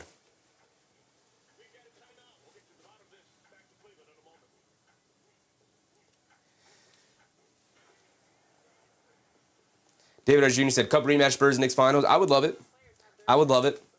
Knicks have kind of dominated that matchup this season. All 3 games. They've shown a semblance of domination in all 3 of them. Whether they won or lost them. They're 2-1 against the Spurs this year. DPS said, "Who's in the game?" Oh, you're right, DPS. You're right. I got you, brother, right here. We have RJ Barrett, Scottie Barnes, Mamu Kalishvili, and Colin Murray Boyles, along with AJ Lawson. A surprise a little bit, AJ Lawson. I know he was a part of the rotation in the regular season, but a bit of a surprise to see him here in the playoffs. I know they're dealing with the Emmanuel Quickly injury, but still. We go over to the Cleveland Cavaliers. We have Evan Mobley, Donovan Mitchell, Dennis Schroeder, Sam Merrill, and Keon Ellis here.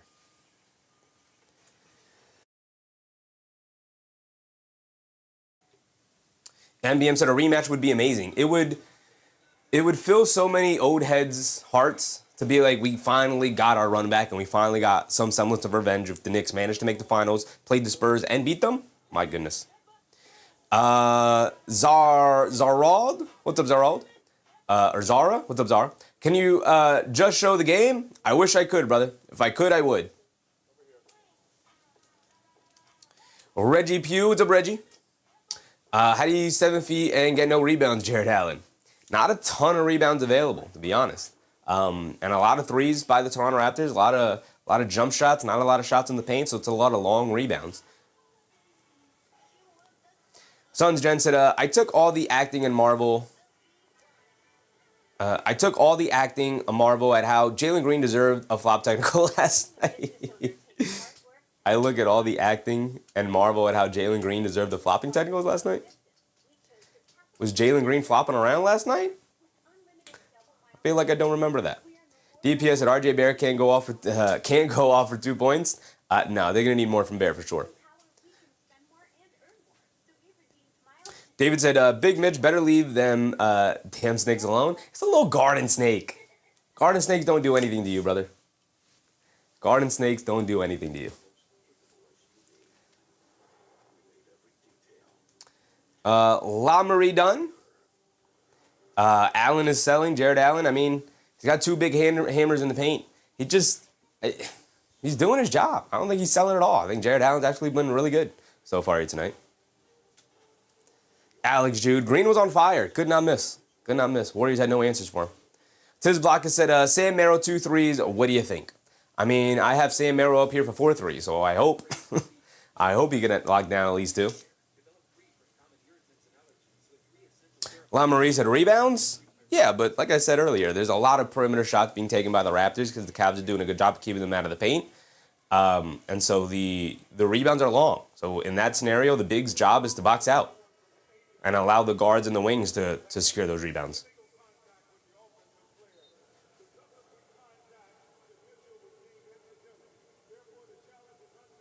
Unsuccessful challenge. Wow. Wow. Bishop Ray, what's up, Bishop? Do you think the Lakers can win? They can. Do I think they will? Probably not. Mindset John, what's up, Mindset John? You look dapper, bro. glad to have you as a streaming provider. Good luck continuously. Appreciate you, Mindset John. Appreciate you. We had to come correct for the playoff run, man. Had to come correct for the playoff run. Bingo card entry. We got the failed. As Barrett's at the foul line for 2. Missed the first one. Does knock down the second one. All right, we'll update failed challenge in a minute. But here we go. Cavs bringing it down. We're here at the start of the second quarter. Merrill gets it over to Mobley. Hands it off to Merrill. Coming to his right. Picks up his handle. Swings it up top to Schroeder. Swings it over to Ellis. Hands it off to Mitchell. Mitchell up top. Being guarded by Barrett. One-on-one. Isolating. Catches. Pump fakes over to Schroeder. Coming to his left. Down the lane. A moving screen on Evan Mobley will give the ball back to the Raptors. Schroeder missed the layup anyway.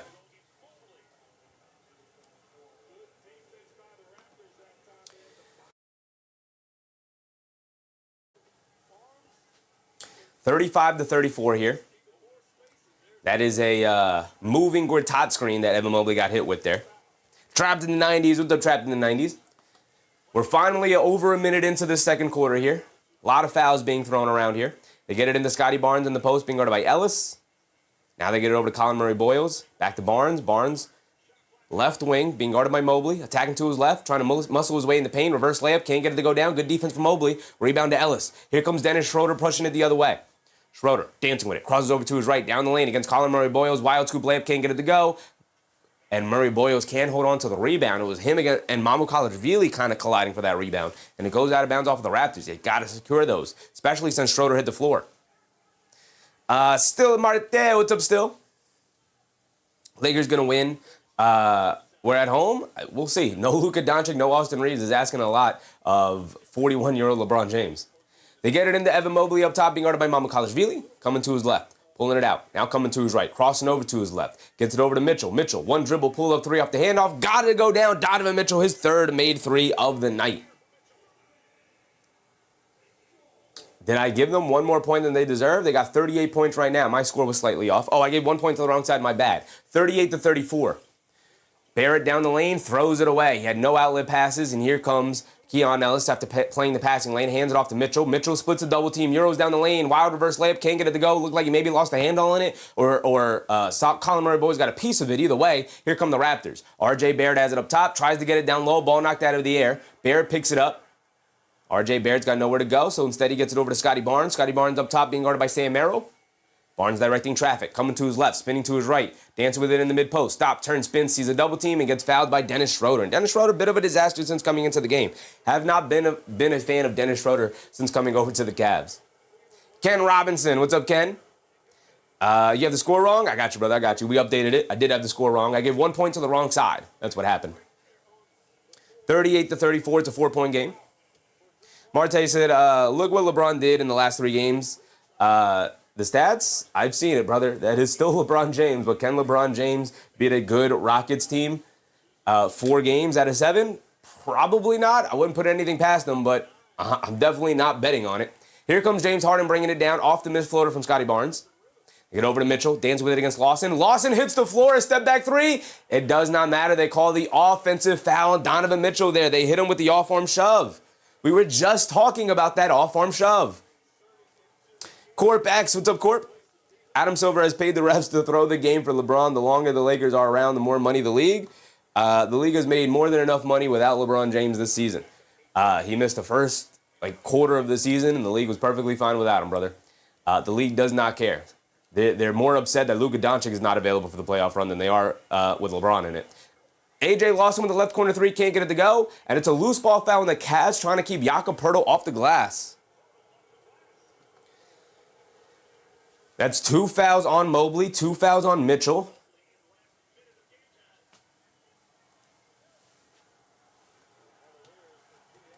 Ken said, "You silly chef, don't bet." I don't bet, brother. This is why we have a bingo card instead of bets, like many other streamers have.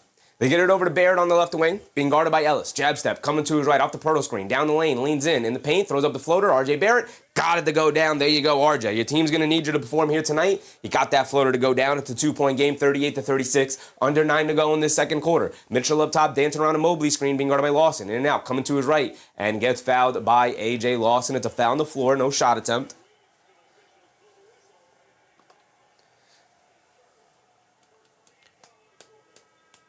LaMarie said, what two teams end up in the finals and who wins? If I knew that, we wouldn't have to watch the games, Murray.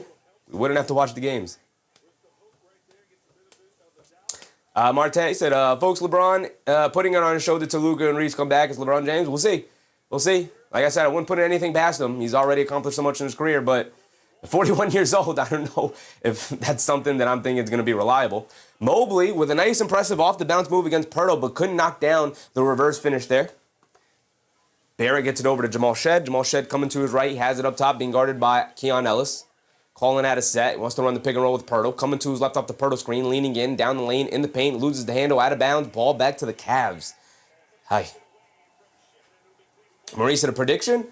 I would say Knicks are taking on the Spurs. Sure. We'll go with that. Harden has it up top, coming to his right. Sidestep, pump fake, slips inside to Mobley, gets blocked at the rim by Lawson, but a foul is called. It's going to send Mobley to the foul line for 2. Another beautiful slip pass from James Harden to the rolling big. Usually was hitting Jared Allen in that first quarter. This time hits Mobley cutting to the rim. One of the most underrated passers probably in the history of the NBA because his scoring was so explosive. Passing is still ridiculous from James Harden. Trap in the 90s said, War Paint and Tibbs on standby. It's go time. Yes, sir. Yes, sir. Roger G. Wall. What's up, Roger? M.M. said, very good game so far. Yeah, I love how close it is so far. Mobley knocks down the first one. I hope it continues to be close. He's got one more coming.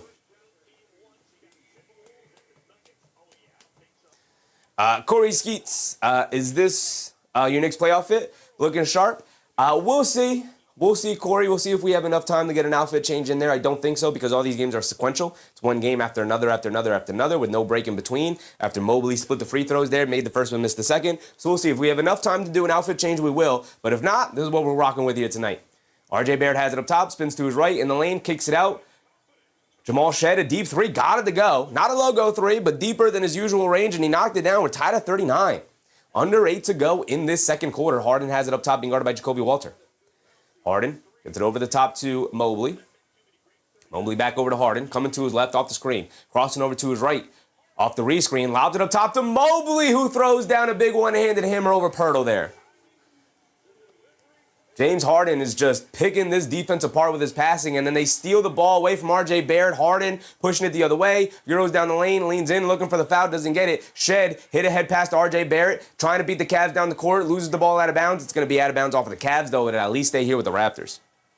Good hustle to at least get back and knock the ball out of his hands there. Jay, what's up, Jay? Drew Cam, what's up, Drew? Cavs in 6? Not bad. Not a bad prediction. I think a lot of people are going with Cavs in a 5 or 6 here. I would love to see an upset for the Raptors here. Steal one at home against the Cavs. Jamal Shead gets it into RJ Barrett under the rim against Harden. Can't get the layup to go down, and RJ Barrett continues to struggle here tonight. Dennis Schroeder up top to Harden. Harden being guarded by Barrett, coming to his right off the Jared Allen screen. Step back, 3 for James Harden, comes up short. Rebound by Ingram, who's back in the game. Ingram, one of the best go-to options that the Raptors have had this season, but especially here tonight. Jamal Shead on the right wing, gets it over to Poeltl in the high post. Poeltl holding on to it. Gets it out to Jamal Shed. Shed coming to his left off the Pirtle screen, driving it down, mid-range pull-up jumper for Jamal Shed, being very aggressive, looking for a shot. I'm liking it, but he can't get it to go down. Here come the Cavs bringing it down the other way. Under 7 to go. We're approaching the halfway point of the second quarter. Schroeder up top, dances with it against Barrett, pulls it out. Coming to his right on the right wing, stop and pop as Barrett goes under the screen. Schroeder can't make him pay, missing it, but the rebound knocked over to Jared Allen, stops, turns, spins, and he gets fouled by Jakob Poeltl, and Jared Allen will go to the foul line for 2. John Lloyd Respicio. What's up, John? Raptors for the win? We'll see. I like the way they're playing so far, but the Cavs have been pretty ice cold from three-point range here tonight. We know they're more than capable, so we'll see. Hopefully this remains a close game. I'd love nothing more than to have a close game here tonight. Justin, 23. What's up, Justin? I got Donovan for 28-plus points. I got Donovan for 30 at least. Give me 30, Donovan. Somebody give me 30. Corey Skeet said, I picked the Raptors plus 9.5. Wow. So Jared Allen missed the first free throw, and we're going to get a timeout from the Raptors here. Trying to ice the shooter after the first missed free throw. We got 6:30 to go in this second quarter.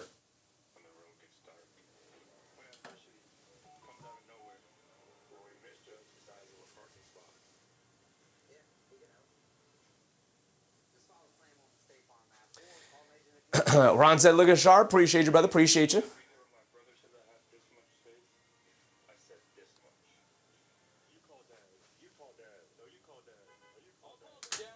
Marte said, Raptors are playing real tough, though it's going to be close for Cleveland to win the game.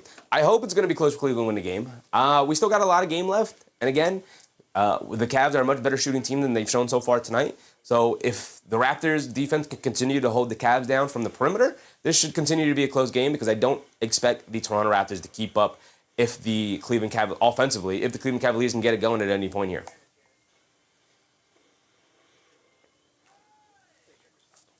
Jay said, who do you think will win?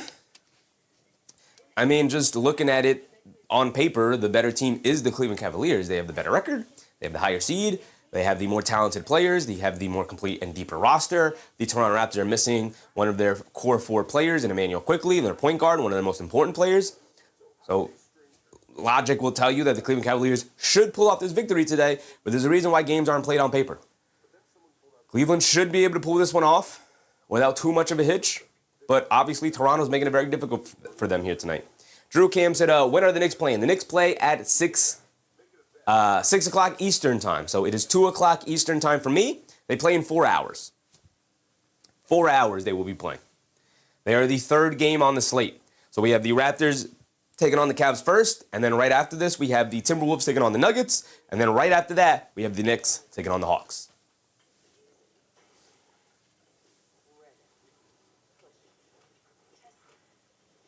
So we have Ingram for 9, Barrett for only 5, 2, and 1 with a couple of bad turnovers and a couple of easy missed shots.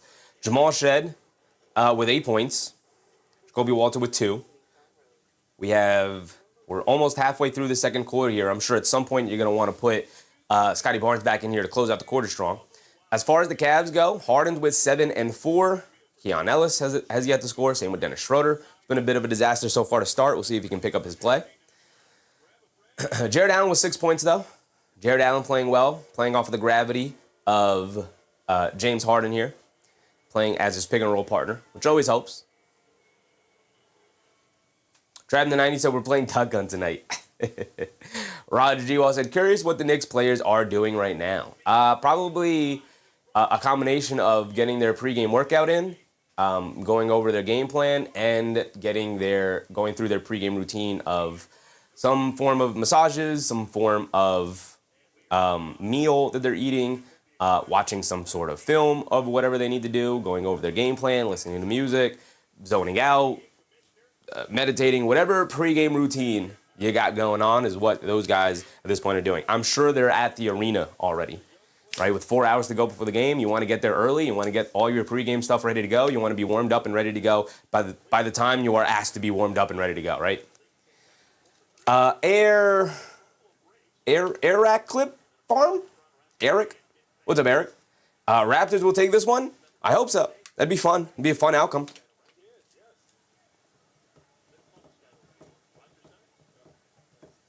Marte said that Timberwolves and Nuggets game, Ant-Man going to be on fire in this game. He's questionable, which sucks. I assume he will play, but Manuel quickly was questionable and he did not play. Jared Allen missed 2 free throws, by the way.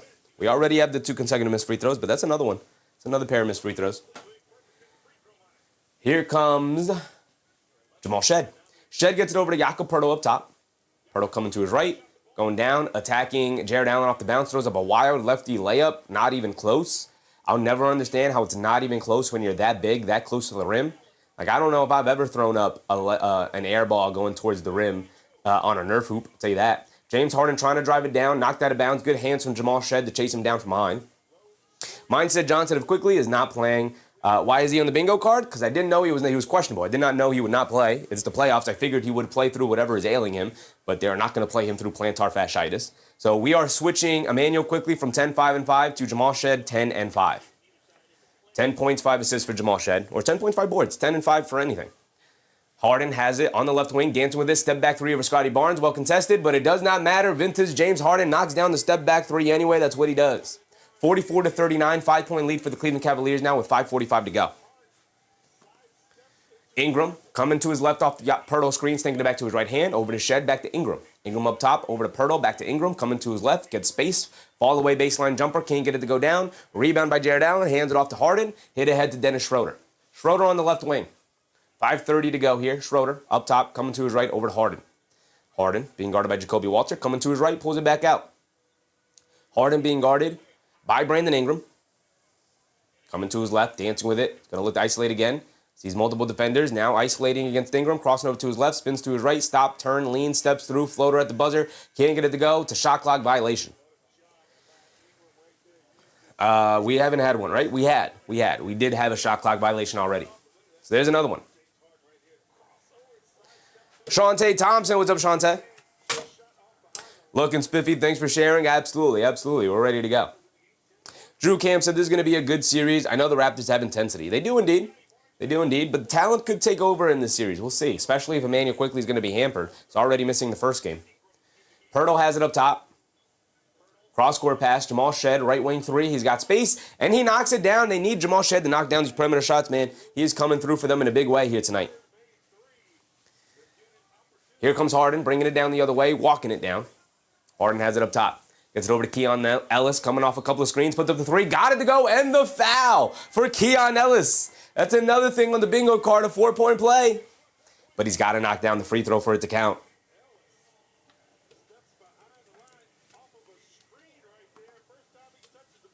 Fear the Deer said he's 100% playing. I assume he is, right? Shantae said, do you have your sandwiches today? I do not have any extra sandwiches. I ate 2 sandwiches before the game, before we went live earlier. So we'll see if I do get hungry later in the day. I usually operate pretty well with 1 meal a day, so. Keon Ellis misses the free throw, though, so it does not count for a 4-point play because they didn't score 4 points. And now here come the Raptors pushing the other way. It's a missed opportunity on the bingo card. Scottie Barnes bullying his way in the paint, can knock down the hook shot. Jacoby Walter battling for the loose ball rebound, knocked out of bounds. Off of Keon Ellis and the Cavs, it'll stay with the Raptors. Keon Ellis did knock down that 3, though. He did knock down the free throw, but he still get the 3 points. Standing on money. What's up, Standing?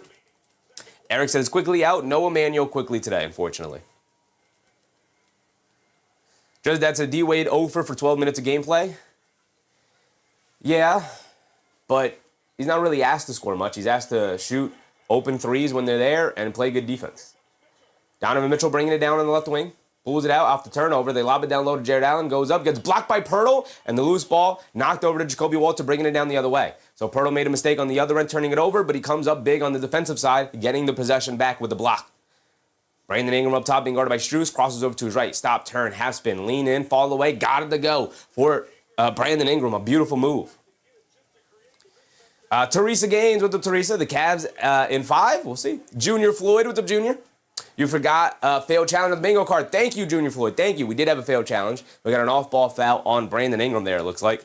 You're right, brother. You're right. We did have a failed challenge. And they're in the bonus, so that's 2 free throws for who? For Max Strus? We did have failed challenge. Let's update that right here. All right. We're going to put it right there. I don't care.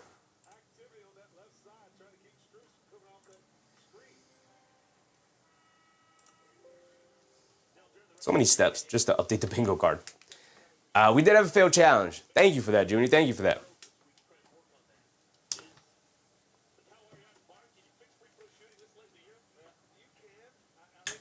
Villanette TV with the Villanette TV. Thanks for the play-by-play, Sheffy. Heading to work, rocking with you all day. Appreciate you, Villanette TV. We're going to try and cover all the games if we can. All the games if we can. We'll definitely cover probably 3 of them. Definitely 2, because obviously we'll cover the next game, but we'll see. We'll see if we can get to the late night game of the Lakers and the Rockets. Max Strus knocks down both free throws. 5-point lead for the Cavs, 49-44. 3:45 to go. Barnes gets it over to Colin Murray-Boyles up top. Murray-Boyles dumps it down low to Ingram. Just turns and fires on the midway fall-away. Got it to go down. Brandon Ingram not even hesitating on these mid-range pull-up jumpers. Had space, rose up and knocked it down. Windmill gather for Donovan Mitchell, who then knocks down the floater of R.J. Barrett, who's had a pretty miserable night overall. Just not very impactful on any side of the ball. R.J. Barrett on the left wing being guarded by Strus. Swings it over to Murray-Boyles, trying to lob it down low. Now gets it over to Barnes in the paint. Goes right through the chest of Evan Mobley there. Oof. And that's definitely how you go at Evan Mobley. You go right through his chest. Scottie Barnes gets the lefty layup to go down over him. Nice strong move from him. It's back to a 3-point game. Mitchell gets it over to Harden. Harden up top being guarded by R.J. Barrett. Harden going to isolate, calling for a screen with Max Strus. Wants to run the 2-man game. Coming to his left off the screen. Blowing right past Brandon Ingram in the lane. Floater. Got it to go down. That should be an automatic switch there, and Brandon Ingram just looks like he tries to hedge out, and Harden just easily blows past him for the easy floater in the lane. Walter gets it over to Colin Murray-Boyles, a left wing 3. He comes up short, rebound to Jared Allen. Jared Allen gave him all the space in the world. He said, all right, go ahead, take it, young kid, and he misses it. Here comes James Harden pushing it the other way. Harden in the corner to Mobley, up top to Strus, back to Harden. Harden coming to his right, being guarded by Ingram, dancing with it. Harden on the right wing, hesitates, steps back, double step back over to Mobley in the paint against the rookie Murray-Boyles across the lane, and he throws down a big one-handed lefty hammer for Evan Mobley. Kind of came out of nowhere, but just like that, it's a 7-point game. Scottie Barnes has it up top. We talk about the Toronto Raptors often, as Jacoby Walter misses the straightaway 3 pretty badly, threw up a bit of a brick there. We talk about the Toronto Raptors often running out of offense, and they're definitely running out of offense to end this quarter. Donovan Mitchell, the step back 3, can't get it to go. Rebound by Colin Murray-Boyles. You just got to survive this stretch here, string together enough stops and scores to stay in this game going in the second half. R.J. Barrett will let it fly, and he'll knock it down, and there you go, R.J. They needed you to show up and give him something, and he got the 3-point shot to go down. It's back to a 4-point game, a big-time bucket. 1:30 to go in this second quarter. Donovan Mitchell has it up top, being guarded by Barrett. Mitchell looking to isolate against Barrett here. Donovan Mitchell crosses over to his right, down the lane, gets caught in the air, kicks out to Harden. Harden puts up the straightaway 3 off the catch and shoot, and he got it to go down. The James Harden 3-point shot is locked and loaded here tonight. He gets those 3 points right back. It's back to 7. A little over a minute to go. Barnes gets it over to Murray-Boyles. Murray-Boyles kicks it out to Ingram, all the way out by the half-court line, being guarded by Strus. Minute to go. Ingram coming to his left against Strus, driving it down, and Brandon Ingram steps out of bounds. Strus pushing him all the way to the half-court line and the sideline, not giving him any easy lanes on the passing. And we know Brandon Ingram doesn't like to move, so he's just kind of standing there and putting his hand up and being like, well, just throw it over the top. No, Brandon Ingram, you got to move and go get yourself the ball, man. Teresa said, who do you think wins the NBA Finals? I'm a Knicks fan, so I'm just going to say the Knicks, brother. Bruce Fowler said, do we get a mulligan for the Quickly Square? Yes, we're going to switch that up to, probably at halftime, I'll switch it up as best as I can to Jamal Shed for 10 and 5. So we have a minute to go. Why is my timer still going? We have 1 minute to go. 7-point lead. Harden has it, steps back, puts up the 3 over Barrett, comes up wide left and well short. Ball careens out of bounds. 4:05 slots. What's up, 4:05? The OKC Thunder, they are the favorites. Here comes Jamal Shed bringing it down. Shed has it up top being guarded by Mitchell. Shed gets it over to Barnes. Barnes to his left, down the lane, leans in against Mobley. Low fall-away jumper over him, misses it. Rebound by Max Strus, shovels it over to Mitchell. Mitchell bringing it down. Mitchell on the left wing, being guarded by Jamal Shed. Kicks it up top to Max Strus. He'll fire up the 3, and he'll knock down the 3. And this was what I was talking about when I said the Cavs have missed makeable 3-point shots. And now that the shots are starting to go down, suddenly a 10-point lead has been built up by the Cleveland Cavaliers here. with 15 seconds to go. Never restarted the timer. 15 seconds to go. They're going to hold it for what should be the final shot of the quarter. It's about a 1 second difference between game clock and shot clock. Barnes putting his head down over to Pirtle. Hands it off to Barnes. Coming to his left. Kicks it up top to Baird. And no hesitation, catch and shoot three. And he got it to go down. Big time. Couple back-to-back threes for RJ Baird. They needed both of them pretty heavily. Mitchell will throw up the three-quarters court heave, but the buzzer comes up well short. And that will be the end of our first half, y'all. Corey Thornton, what's up, Corey? Eric Lyerly, what's up, Eric? Look at Chef with the suit. Yes, sir, brother. Yes, Sue. Yes, sir. We are in business, ready to go. We had to show up properly for the start of the NBA playoffs, man. Ben Senlin. What's up, Ben Senlin? Hawks fan here. Realistically, how much trouble do you think they can give the Knicks, and what are your chances to upset? You got a decent chance to upset. You got a pretty good chance. The thing with the Hawks is you don't have a matchup for Karl Anthony Towns, and the last time, I know a lot's been made, but the last time those two teams played, it was a close game. I'm like, yeah, but Nickeil Alexander-Walker was absolutely spectacular, almost perfect in that game, and it still came down to the wire. And Jalen Brunson had a pretty miserable shooting night. Obviously, that's because Nickeil Alexander-Walker and Dyson Daniels are excellent defenders. As far as, like, what are their chances? They got decent chances for an upset, probably some of the better chance of the lower seeded teams to beat an upper seeded team. I'm a Knicks fan, so I'm going to sound biased when I say this, brother. I still got Knicks in about 5. I don't think it's going to be that close of a series. I think playoff Knicks are a bit of a different breed to regular season Knicks. They've been here before. We've seen these guys step up in the postseason to a level that is far greater than what their regular season output tends to be. There's a lot of unknown with this Hawks team as far as, well, what is Okongwu going to look like in his first real playoff minutes as the starting center? CJ McCollum, we know what he's kind of capable of, but he is up there in age. Nickeil Alexander-Walker is the main guy. What is he going to look like? He's going to have to bring it for every single game and every single series here in the playoff run.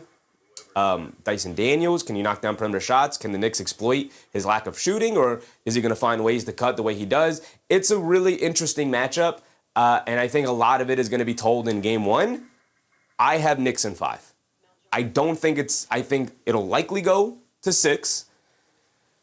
And I think for the Hawks to win it, which they can, the Knicks would have to have a miserable shooting series, and the Hawks would have to have a shooting series for their lives.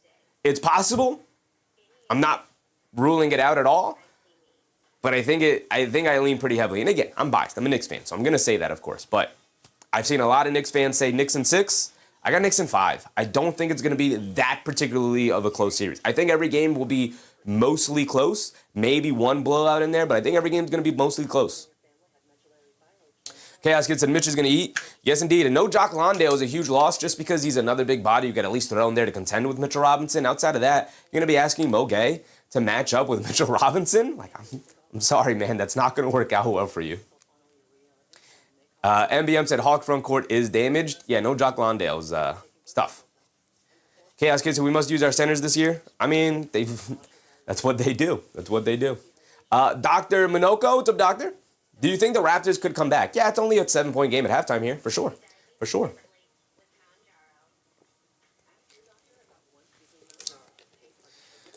Zoe, what's up, Zoe? RJ thinking it's his show. I mean, it's gotta be somebody's show. He's up to 11. Barnes up to 11. Ingram up to 13. These are your core 3 guys. Your 4th guy is out, Emmanuel quickly.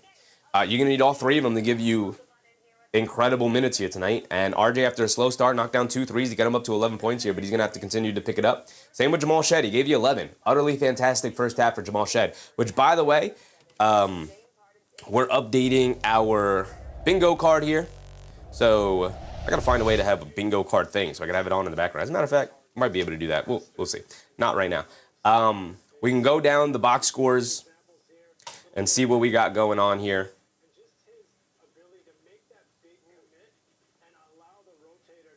But we have Ingram for, 25? Ingram for 25. And he's up to 13, so he's on pace. Just barely, but on pace. We have RJ Barrett for 25. We'll see. We have Scottie Barnes for 25 and 5. So he's got 11, 1, and 4. They're going to need some more rebounds from Scottie Barnes.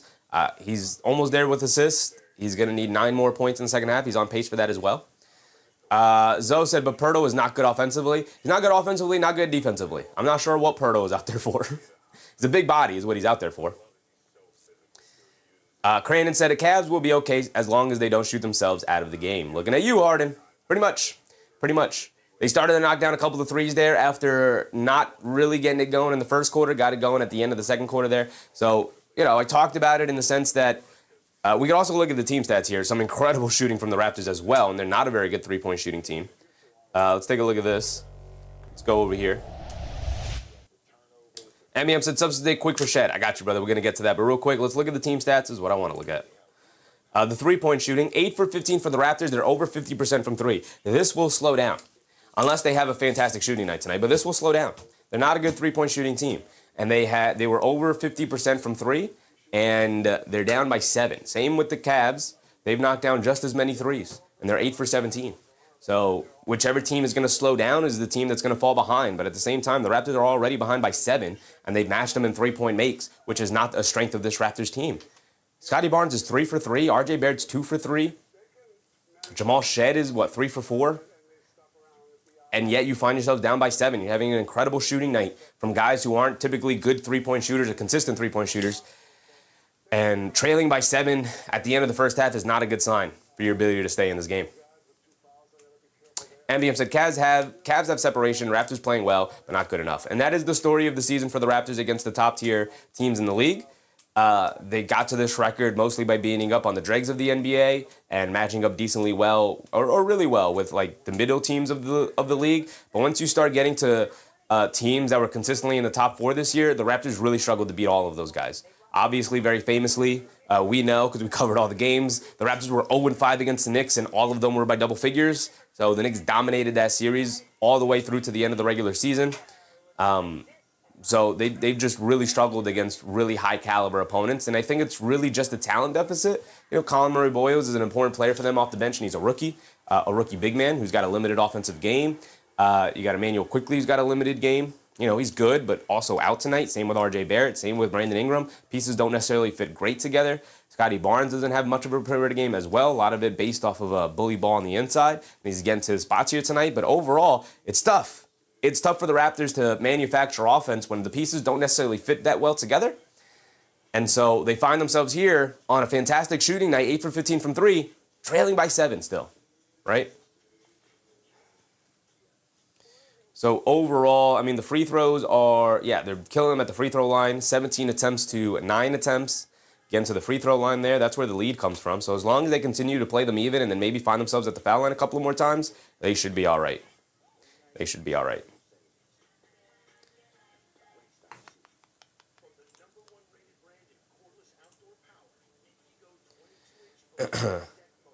MBM said, we watched the game with the volume down and turn up Sheffy. Appreciate you, MBM. Fung Pei, appreciate you, brother. He says, slap your leg because I don't have the proper subscriptions to watch the game. I'm just going to trust whatever you say. Appreciate you, brother.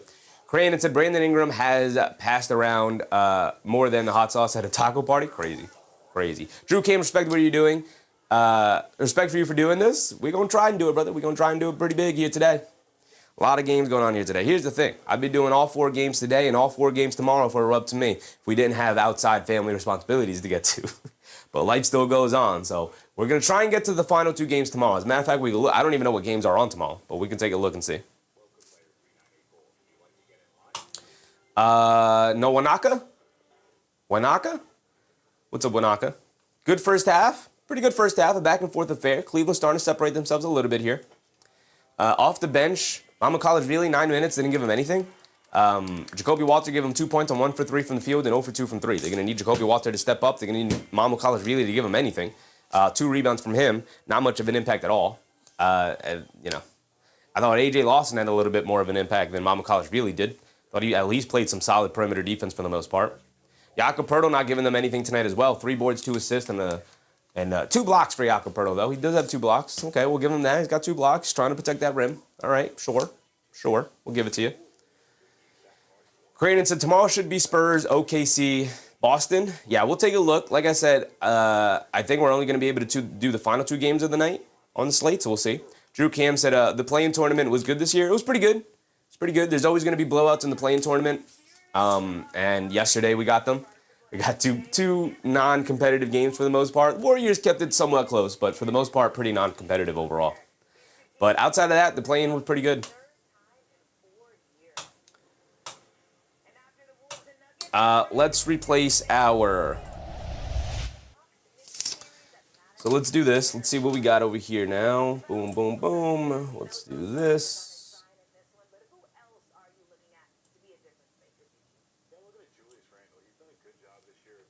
Let's do that. Let's do this. And then let's do... Normally... We're going to do Jamal Shed. I said 10 and 5. We're going to keep it at 10 and 5. His stats right now are 11 and 1. So he's already got the 10 points. He needs 4 more assists in the second half here for us to hit the bingo slot here for Jamal Shed.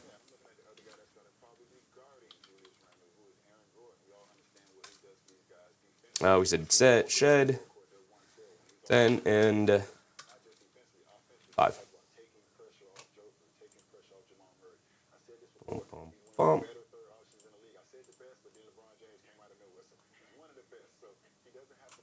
There we go. We'll update this. It's going to look a little funky, but it is what it is.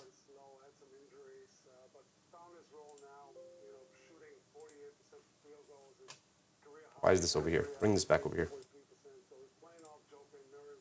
Did I save that as? All right. I wanted to export it so you could see it. So we have Shed 10 and 5 replacing the Quickly 5 and 5 because no Emmanuel Quickly tonight. So we're going to throw a mulligan on there and give a Shed 10 and 5. That's what we said to start the game. Jamal Shed already up to 11 points. So he's got the points covered. He just needs 4 more assists. He averages 5 assists. So with an uptick in usage and an uptick in playing time, I got to assume he's going to get to his average. Crandon said, crazy how many bingos we missed because star players decided to play like crap. I'm talking about you, Kawhi. Could have had 2 bingos on 1 bingo card, man.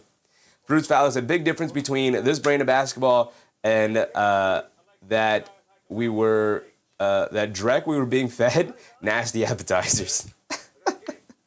Nasty appetizers is a little crazy. Standing on Money said, which player looks like they're making the most points in the game? I mean, we could just look at the numbers. James Harden's got 15, Donovan Mitchell's got 13, and Brandon Ingram's got 13. So those are your leading scorers here tonight. Speaking of, we didn't go through the Cavs box score either. So let's scroll down to them, see what they got. Max Strus off the bench. 11 points is huge. 11 points for Max Strus, but also showing he's more than just a three-point shooter. He's only taken 2 threes. He's made 1 of them. 4 for 5 from the field overall. So he's 3 for 4 from inside the three-point line, attacking the basket again, layups to go. Max Strus, excellent game so far. 11 points in 12 minutes. Hold on, let's full screen this. 11 points in 12 minutes for Max Strus. Sam Merrill off the bench, 0 for 2 from 3. Keon Ellis hit a 3. Jalen Tyson picked up 3 fouls in 4 minutes, so he has not played any more minutes. Although Max Strus, not like they needed him, Max Strus stepped up in a big way. You got Donovan Mitchell for 13 points on 4 for 8 shooting. You got James Harden for 15 on 5 for 10 shooting. He's 3 for both of these guys 3 for 5 from 3, lighting it up in the perimeter. Outside of that, not much. You got Mobley for 9, Allen with 6, Dean Wade yet to score, but like I said, he's really just out there to space the floor. Foong Pei said, thanks for fixing Gold's end. It was the best way to fit it, brother. It was the best way to fit it on the font that I had there.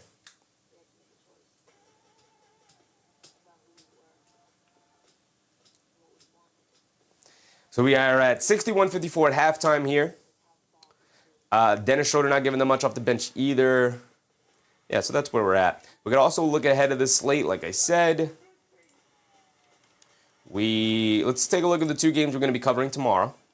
At least that is the plan right now. Obviously, sometimes plans can change, so we will at least definitely cover 1 game. Probably 2. We're going to try and cover 2. We're going to have to sneak out of there a little bit early, but we're going to see if we can do it. We got 76ers Celtics early in the day. We got Suns Thunder at 3:30. So these are going to be the 2 games we're going to miss. Okay. I don't know if this is going to be too competitive. Hopefully it is.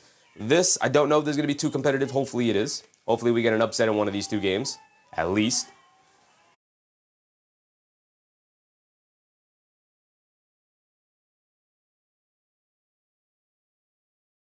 Don't you just hate when a sneeze sneaks up on you and then it just goes away? Like, if you're going to be here, sneeze, come out. Come out and party, brother. Hate that. Jay Hayes said Jacoby Watson needs to step it up. It's got to be all hands on deck for the Raptors that are already the underdogs. They can't have guys not having good games and expect to win against this Cavs team.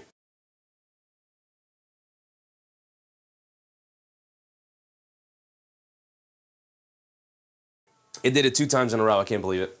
I can't believe it. I can't remember the last time a sneeze snuck up on me like that and didn't come out 2 times in a row like that. That was crazy. That was crazy. So tomorrow's slate, we're going to be covering Suns. Oh, there's only 3 games tomorrow? Oh, no, there's 4. Magic Pistons and Spurs Blazers. Those are the games we will likely be covering tomorrow. Cranen said, don't be surprised if the Blazers take a 1-2 games from the Spurs. Oh, I'm not going to be surprised, brother. We've covered the Blazers. We've covered the Blazers. We know all about the Portland Trail Blazers. We know what they can do. My guy Scoot Henderson out there is going to lead the way. My guy Scoot. I'm actually really excited for this game. Obviously, I'm not going to be able to cover it, but best believe I will have eyes on the game.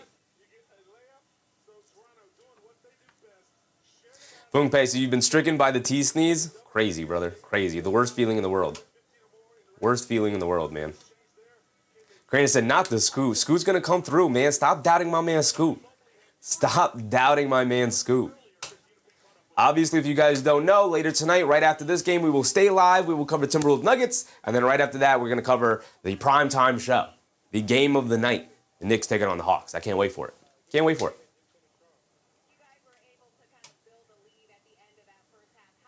All right, here we go. Boom, boom, boom. I'm still going to go blow my nose anyway because it's still bothering me. Hold on.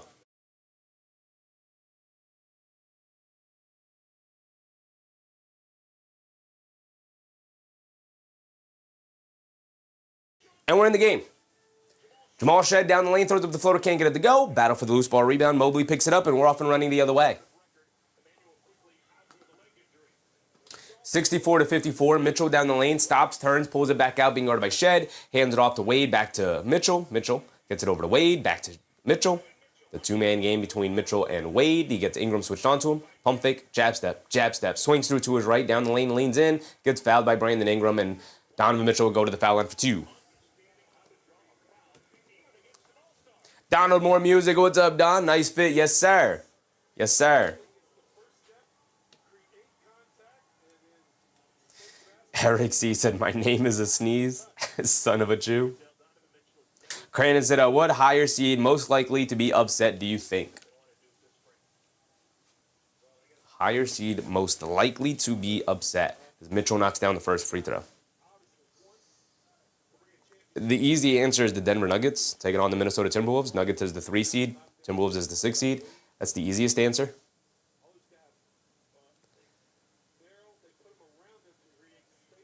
Donovan Mitchell goes 2 for 2 from the foul line. So I guess I'll take the easy way out and say that. Jamal Shed bringing it down. Shed has it up top, being guarded by Donovan Mitchell. Jamal Shed pulls it out. A lot of palms up in the air, not knowing where they want to run here. A lot of standing around. Scottie Barnes just isolating against Evan Mobley there. That's not good offense. And he comes up in and out of the fall-away mid-range shot in the paint. Here comes Mitchell bringing it down the other way. Coming to his left off the Allen screen. Swings it out to Mobley, left corner, pump fake, jab step, coming to his left. Stops, turns, spins, being guarded by Barnes in the post. A one-on-one, leans in, leaves it off for Allen. Little flip shot, got it to go down. The nice 2-man game between Jared Allen and Evan Mobley there. And it's a 9-point game. Here comes Bear bringing it down, being guarded by Harden. Over to Pirtle. Pirtle up top. Pirtle swings through to his left, looking for a handoff partner.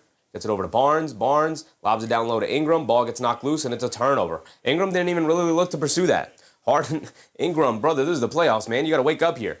Mitchell down the lane, flips it up at the rim. Can't get the floater to go down, but Dean Wade right there on the weak side for the two-handed putback slam, and just like that, it is a 13-point game. 67-54. I don't love the energy and body language that the Toronto Raptors have come out of this game with, come out of the first half with.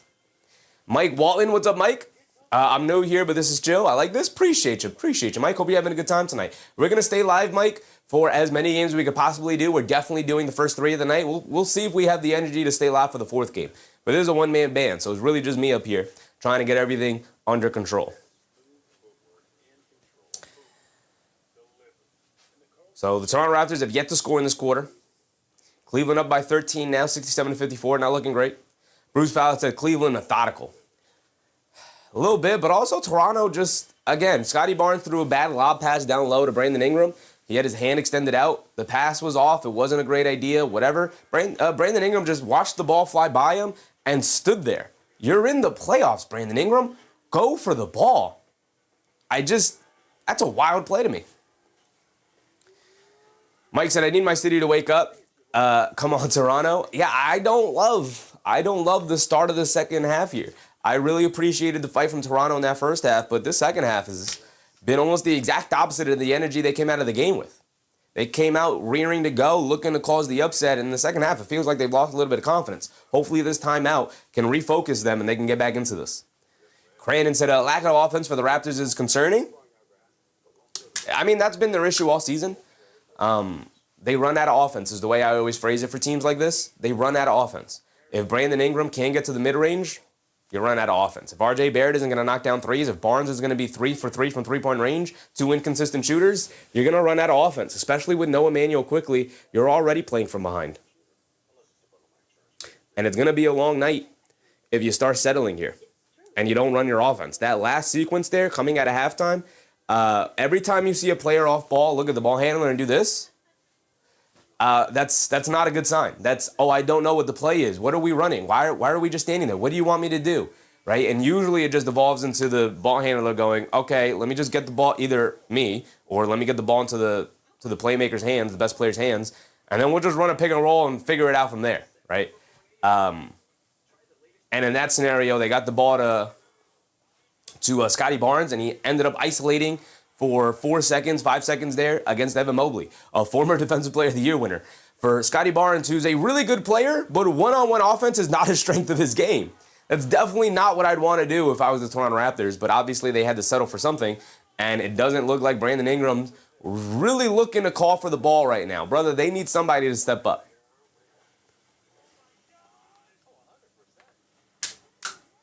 MVM said, missing Quick didn't make it better. Yeah, I mean, you're missing your point guard, your engine, the guy who gets everybody settled and ready to go. By the way, because we're doing 4 games tonight, I might be snacking throughout the night. I got chocolates. I got the whole chocolate jar I brought over here, which is never here, but I got the chocolate bar going over here. We're going to need the caffeine and the sugar to keep us going.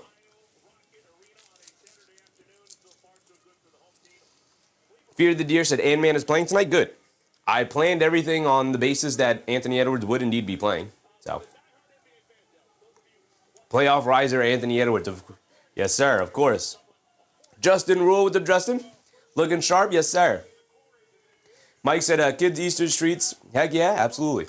Got the Hershey's Kisses going. Just a little bit of chocolate. Nothing fancy, nothing crazy. Just a little bit of chocolate for the caffeine and the sugar. Scottie Barnes down the lane, kicks it out to an open RJ Barrett. Misses the open 3 there. Here comes Donovan Mitchell off the rebound. Hit ahead to Dean Wade. Hands it off to Mobley. Hands it off to Harden. Harden up top. Dancing with it. Coming to his left off the Mobley screen. Pulls it out. Dancing with it now. Barrett battling over the Wade screen now. Ingram switched onto him. They've attacked Brandon Ingram defensively multiple times tonight. Swing it out to Dean Wade. Extra pass to Evan Mobley. The wide open straightaway 3. RJ Barrett closes out slightly short, daring him to shoot. Mobley obliges, and he makes him pay by knocking it down. And it's a 16-point game. A 9-0 run for the Cavs. Shed hits Ingram coming back door. He gets blocked by Dean Wade, and it's a foul. Not on Dean Wade, but it'll send Brandon Ingram to the foul line for 2.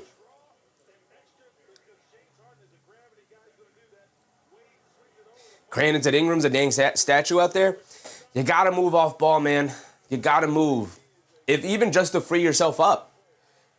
Way too much standing around for Brandon Ingram tonight. Just kind of standing there and putting his hand up and be like, well, you guys deliver me the ball. Like, no, man, you got to go get the ball. You're the veteran star of the team. You're the main scoring one-on-one player of the team. You got to go get the ball and make something happen. Ingram does knock down the first free throw there. Fung Pei said he totally justified to start cooking during these timeouts.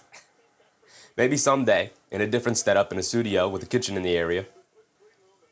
Black Spartan, what's up, Black Spartan? Cavs in 5. It's not looking good for the Cavs, I'll tell you that. Ingram does knock down both free throws. I mean, it does look good for the Cavs. Does not look good for the Raptors right now, I'll tell you that. Mobley in the paint against Barnes, stops, drop spin, drop step, gets the little finger roll layup to go over Scottie Barnes there. Ingram taking it right to him multiple times now, one-on-one. Jamal Shed dancing with it, kicks it up top to Barnes up top. Pump fake, jab step, puts up the 3, they leave him, and he can't make him pay. His first miss from three-point range here tonight. And now here comes Donovan Mitchell, bringing it down the other way. Joe said the Cavaliers is coming. Here it comes. Harden has it up top. It's not even being led, per se, by Harden and Mitchell. It's being led by Evan Mobley. So many options for the Cavs here. Harden driving it down, step back, mid-range, fall away over Barrett. Can't get it to go. Battle for the rebound. Colin Murray-Boyles can't keep it alive. Knocked out of bounds. It'll stay here with the Cavs, though. And now, Toronto struggling to grab some of these rebounds is they got Colin Murray-Boyles out, first man off the bench, going very small with him and Barnes essentially acting as the bigs here, which is just not the greatest idea, considering neither of those guys can really spread the floor. You're going small ball with none of them being able to shoot threes. Not the greatest lineup. I know you're out there for rebound, energy, and defense and versatility, but Mobley pump fakes, double clutches three. It's going to be a shot clock violation. Good defense from Barnes to contest the three without fouling there. Mike said, my Jays are slacking, now the Raptors. At least you could take solace in the fact that the Jays have expectations this year, and I think they'll live up to it as the season goes on. It's a long baseball season. As opposed to the Raptors, who've already had an impressive season. Nice drive and kick by RJ to the cutting Colin Murray-Boyles for the easy layup. 14-point game. Couple of stops and scores, and we're back in the single digits, which is, a decent place to be in. Mitchell driving it down to his right, blows past Scottie Barnes for the easy scoop lay. A beautiful hesitation move from him.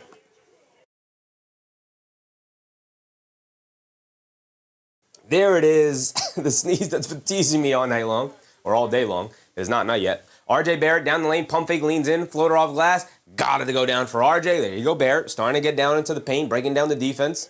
But you're going to need to pair with some stops. Can't be trading baskets here. Here comes Harden bringing it down. It's a 14-point game. Coming to his right off a screen, in and out dribble. Pulls it out, crosses over to his left on Ingram, crosses back over to his right, stop, turn, spin, floater, comes up short, rebound, 3 Cavaliers there, and it's just Colin Murray-Boyles battling for it down low, and it's out of bounds off of the Raptors, they say. Colin Murray-Boyles immediately signals to the bench that it should be challenged. They are not going to challenge it, it looks like. It's going to be Cavaliers basketball. K'Juan Davis? Who is the lady on the bicycle on halftime? Are we talking about the Red Panda? Talking about the Red Panda? That's what she does, man. She travels the country performing at NBA halftime shows, man. She's great. The GOAT. It's the GOAT halftime show right there. All right, here we go. We're back in. Harden. We got 7:15 to go. Why does my timer keep stopping? Go. They get it into Max Strus, who knocks down the right corner three. There you go, Max Strus. 3-point shot starting to go down, and just like that, it is a 17-point game. RJ Barrett up top gets it over to Murray-Boyles. Murray-Boyles tries to get over to Ingram. It's a bad pass from Murray-Boyles there. Trying to do too much. Tried to throw like a little slip behind the back pass to Brandon Ingram, who's trying to curl around him. And it goes out of bounds. It's a low pass.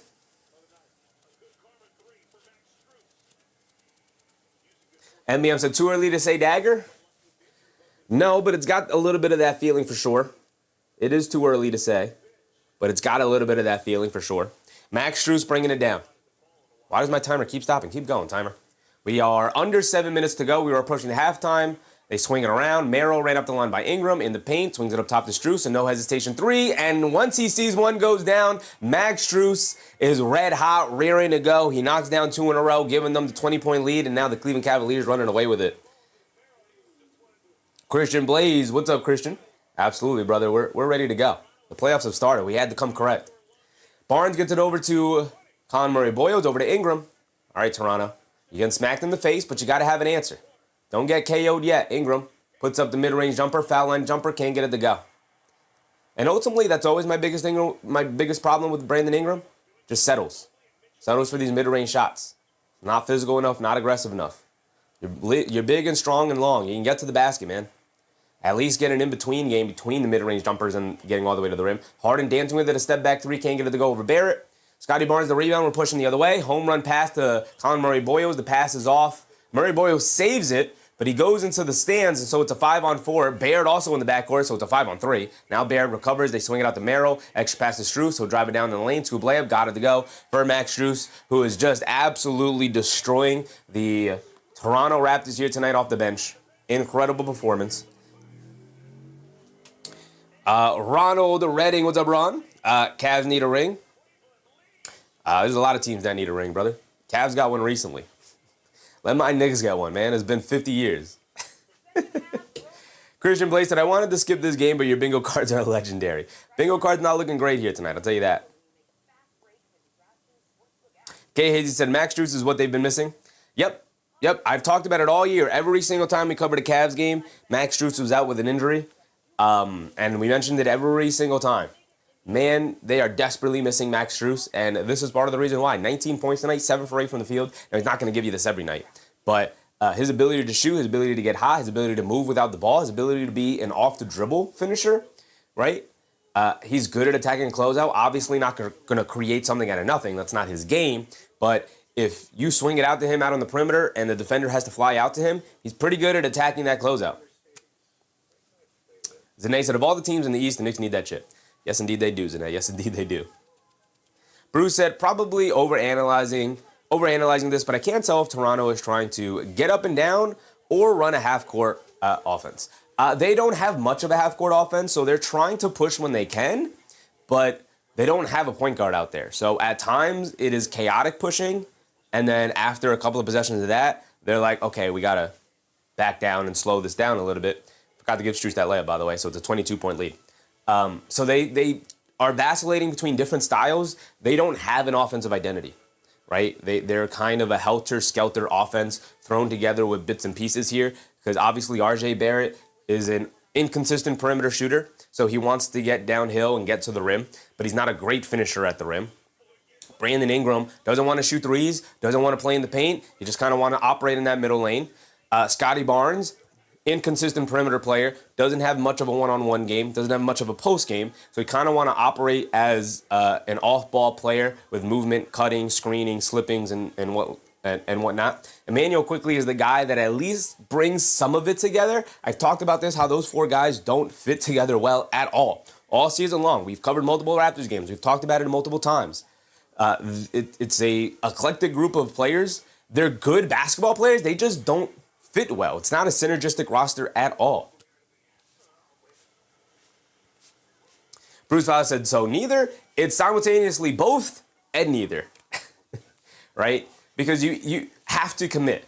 And I think that's the thing with the Raptors, particularly here tonight, is they just haven't committed to a specific play style because there are times where they're trying to lean into what Brandon Ingram wants to do in terms of playing a half-court game, get it to me in the high post, out on the wing, and I'll make a play from there. Granted, he's got 15 on 4 and 5 for 9 shooting. Stats look good, but the impact isn't felt. RJ Barrett wants to kind of get out and play in transition, push the pace, get out and run, spring it out to the wings, spring it out to the corners, let me attack the basket full speed and finish at the rim.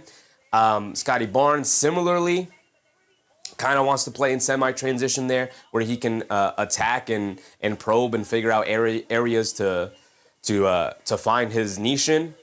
And then you don't have Emmanuel Quickley to kind of bring it all together. So they've been playing from behind since the start, obviously without Quickley. And the three-point shooting that they had in the first half is not helping them subsidize their offense here right now.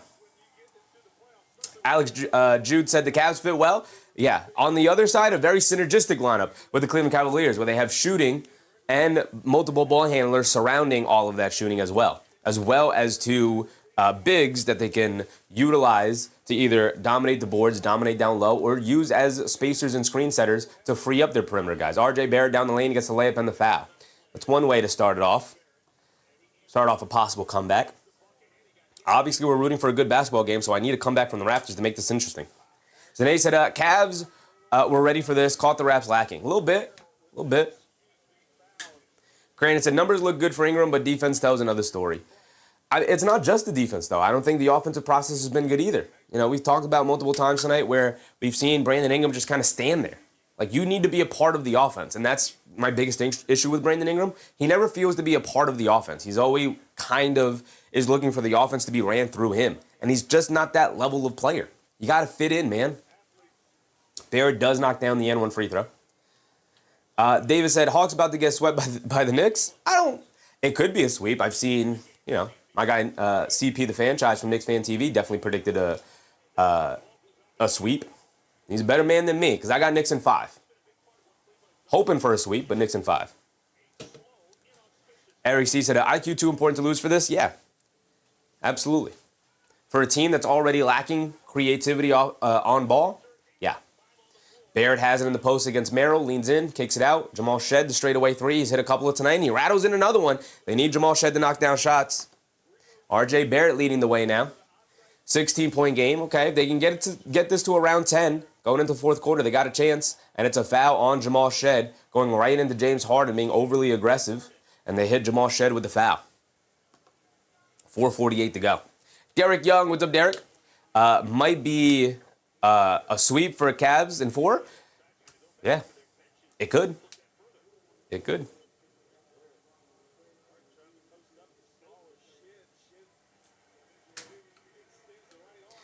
Creighton said, I'm pulling for my boy Na to get at least 2 games. Please, now. My expectation, which is why I have Knicks in 5, my expectation is that the combination of Nickeil Alexander-Walker and CJ McCollum and Jalen Johnson will put together a good enough offensive game to at least get 1 game against the Knicks. So, Down on More Music said, I was looking forward to tuning in for the last Knicks game of the season, but it looks like I'm going to be out on the road this afternoon. Top-down vibes in Southern California is a good consolation. Appreciate you, Don Moore. Hope you have a good time tonight, man. Eric C. said, I follow CP2, but honestly, I agree with you. Knicks in 5, and we'll be sad if 6. Yeah, I'll be disappointed if it ends up going 6. It's a common foul on Jamal Shed. They went to go review it because there was contact to the face. Bruce Fowler said, when it finally settled, we'd be playing Atlanta. My first thought, honestly, was, oh, great, all home games. Yeah, definitely has a bit of a feel for that in Atlanta. I'll tell you this, there's been a little bit of a campaign already from a lot of Atlanta fans being like, listen, buy up the tickets. I know it's expensive, but buy up the tickets. We can't allow Knicks fans to overtake our building here. I think that Philly series a couple of years ago has forced teams and fans to be like, don't allow Knicks fans in the building, man, because they will take over your arena, even in a playoff game. Harden has it up top off the offensive foul. Dancing with it, shot clock winding down now. Rhythm dribble pull-up 3 over Brandon Ingram, and he got it to go down anyway. James Harden just walked in and dead-eyed Brandon Ingram there. Brandon, you're too big, too tall, man. Too long to allow James Harden to walk into that with the shot clock winding down. RJ Barrett bullies his way to the paint, draws the foul on Jalen Tyson for his 4th foul. Tyson can't stay on the court tonight. It's kind of funny. Tyson has been relegated to completely irrelevant here tonight because he now has 4 fouls in like 5 minutes. David Smith. What's up, David Smith? They have energy for the starting of this series. The Cavs? They do indeed. Zane said, Hawks just threw that team together. Underestimate where?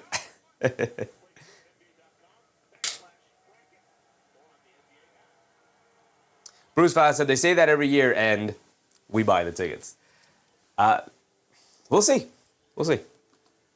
Obviously, I'm very much looking forward to the first game here tonight. It's going to be in Madison Square Garden, real Madison Square Garden, the real world's most famous arena. Jakob Poeltl jumped the passing lane, got the steal, and then gets grabbed by Strus. It's going to be 2 free throws for Jakob Poeltl there. What a play from Jakob Poeltl. Which, by the way, RJ Barrett did knock down both of his free throws. Jakob Poeltl to the foul line for 2. Can knock it to a 15-point game. Again, stay around here. If you can get it to around 10, obviously you'd love to get it under 10, but if you can get it to around 10 going into the fourth quarter, you're giving yourself a chance. You'd give yourself a chance. Naughty Ghost, what's up, Naughty Ghost? No, you're not a fan of Orlando getting in, but I'm just glad I'll finally be able to catch playoff games in person. It's not that I'm not a fan of Orlando getting in. It does not matter to me because I think the Hawks or Orlando would end up losing in that series against the Pistons. But Orlando's in. I think they can match the physicality much better of the Pistons than the Hornets can. And I'll definitely be rooting for the Orlando Magic. Jakob Poeltl knocks down both free throws. It's a 15-point game. Stops and scores. Stops and scores. Stops and scores. It's got to be the mentality all night long for the Toronto Raptors now after going down 22. Jalen Tyson down the lane, kicks it up top to James Harden, catches, pump fakes, drives it down in the lane, floater, comes up short, rebound to Poeltl. There you go. There's another stop. Can you pair it with the score? Stops don't matter unless you get the score. Go over to Barrett on the right wing. Pass fake, pass fake, pass fake. Inside the Poeltl. Poeltl down the lane, gets stripped. Come on, Jakob Poeltl. Here comes Strus pushing the other way. Over to Tyson. Tyson, a 3, air balls. Merrill can't get the putback. Rebound to Poeltl. A golden opportunity here for the Raptors. RJ Barrett to transition three, throws up an air ball. Why? Why? Get downhill. You're having success going downhill. That's not your game. Go to the basket. We don't need that. You don't need that. 3:30 to go here in the third. Lil Robert said Mamu on the ban list. Mamu not showing up here tonight, I'll tell you that. Not at all. Has he gone in the game in the second half here? I don't think he has. Unless he's coming in now. Got a couple substitutions. Scottie Barnes coming back in. RJ Barrett to the bench. Donovan Mitchell also coming back in here. I assume for Harden. Mobley also comes back in to get over to Mitchell. Jab step, pump fake. Crossing over to his left off the Mobley screen. Driving it down. Walter trying to stick with him. Step back three for Mitchell. Too strong, can't get it to go. Jakob Poeltl rebounding the heck out of the ball now. You love to see it. And now here comes Jamal Shed pushing the other way. Cross-court pass to Ingram. Ingram down low to Barnes, being guarded by Strus in the post. Barnes backing him down, trying to bully his way to the basket. And it's before the shot, a foul on Strus. Foul on the floor. 3 minutes to go. Jack City, what's up, Jack City? I'm here for RJ and Quickly. Yes, sir. No Quickly tonight, unfortunately, though. He's out with an injury.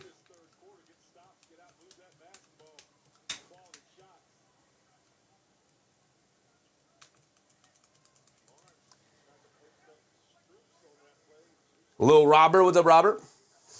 He said Mamu on the ban list, absolutely. So they're in the bonus. So that's 2 free throws for Scottie Barnes there anyway. Eric C said, does anyone think it's weird to put lettuce in a crunch wrap because the lettuce gets hot?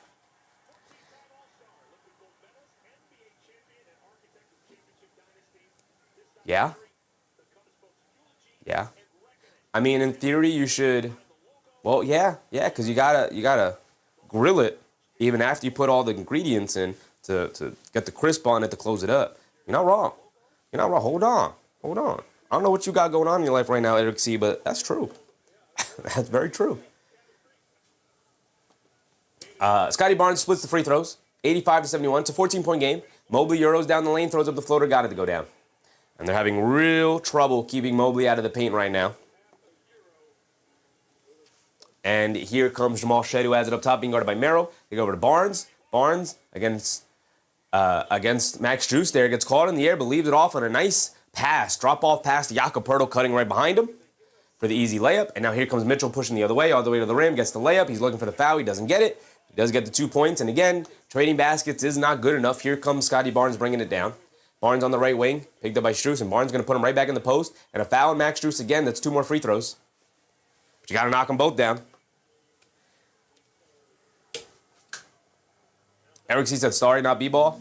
It's good, brother. It's a 16-point game, big dog. We going to find things to talk about. Karam, what's up, Karam? 4-0 sweep without any doubt. There might be a tiny bit of doubt. Just a smidge. Just a smidge of doubt. Jamal Shed still sitting with 1 assist, man. He's not going to get us our 10-5. Harden with 30. He's on the bench right now. What is Donovan Mitchell up to? He's got 19. Barnes at the foul line for 2 free throws. He misses yet another free throw. Scottie Barnes, brother.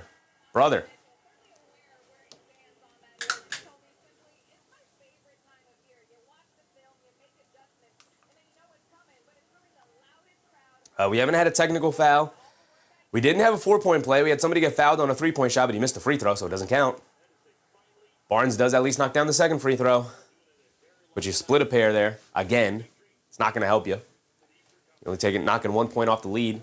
2 minutes to go. 15-point game. Not the worst thing in the world. If you can get this to around 10, like I keep saying, you're going to give yourself a chance in the fourth quarter here. Jalen Tyson, a right wing 3 off the back rim. Long rebound. Strus picks it up. Out to Mitchell from the logo. He's going to pump fake, drive it down in the paint, swings it out to Strus. Strus back to Mitchell, swings through to his right. Euros down the lane, throws up the floater. Can't get it to go. Battle for the rebound. Mamu College really rips it away. Has it in the paint. Swings it out to Jamal Shed. Shed, cross-court pass to Barnes. Barnes picked up by Mitchell. Barnes going to look to attack, stop, turn, spin. Has it in the post. Sees a double team. Barnes, in and out dribble, spins to his left. Wild kick out pass to Jamal Shed. Catches, pump fakes over to Jacoby Walter. Back to Shed. Shot clock down to 5 now. Trying to get it to Barnes. They do get it to Barnes. He's got to throw something up there with the shot clock running down to the foul line. Fall away jumper. Barnes. He's trying to look to take over. I respect it from Scottie Barnes right now. He's saying, give me the ball. Let me do something with it. He didn't get that one to go down, though. And he's missed 2 free throws on 4 attempts. And that's not great. Jamal Shed picks up a foul on Donovan Mitchell there. We have 1:16 to go. Blow my nose real quick. Allergy.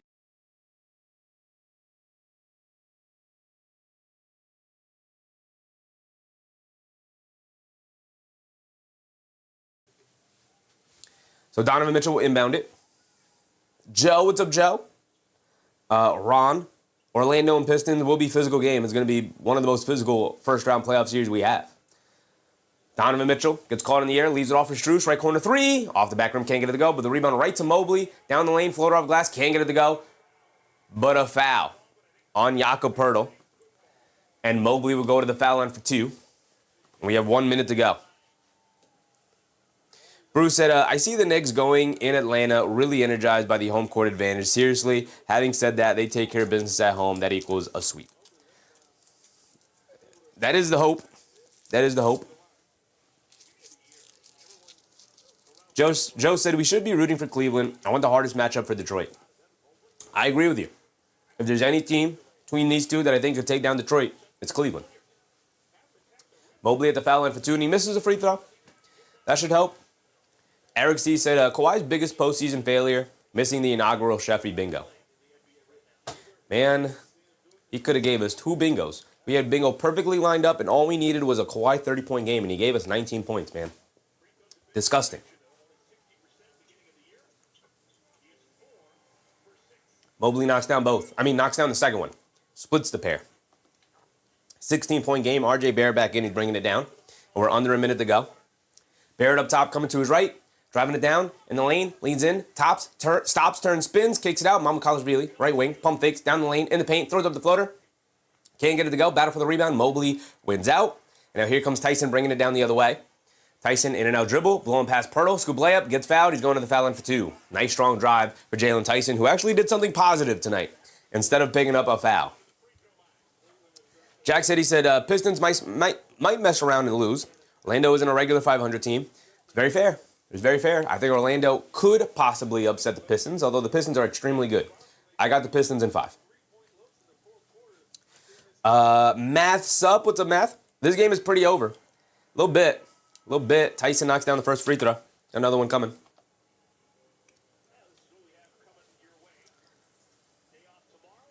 Tiz Blocker said 0 threes in this quarter for the Raptors. They not hit a 3.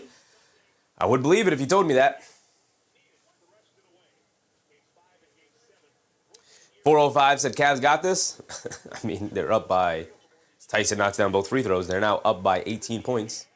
I tend to agree with an 18-point lead going into the fourth quarter here. The lead's kind of gone the other way. I said get it to around 10. It's going closer towards 20 now. They call an off-ball foul on Max Strus. It's his 4th foul here. And Brandon Ingram will go to the foul line for 2. End of day said it's not over. Theknon Gambles. What's up, Theknon? Better than the Hornet game? By far. That Hornet game was over before it even started, man. It was a 17-point lead at the end of the first quarter, and we did not look back.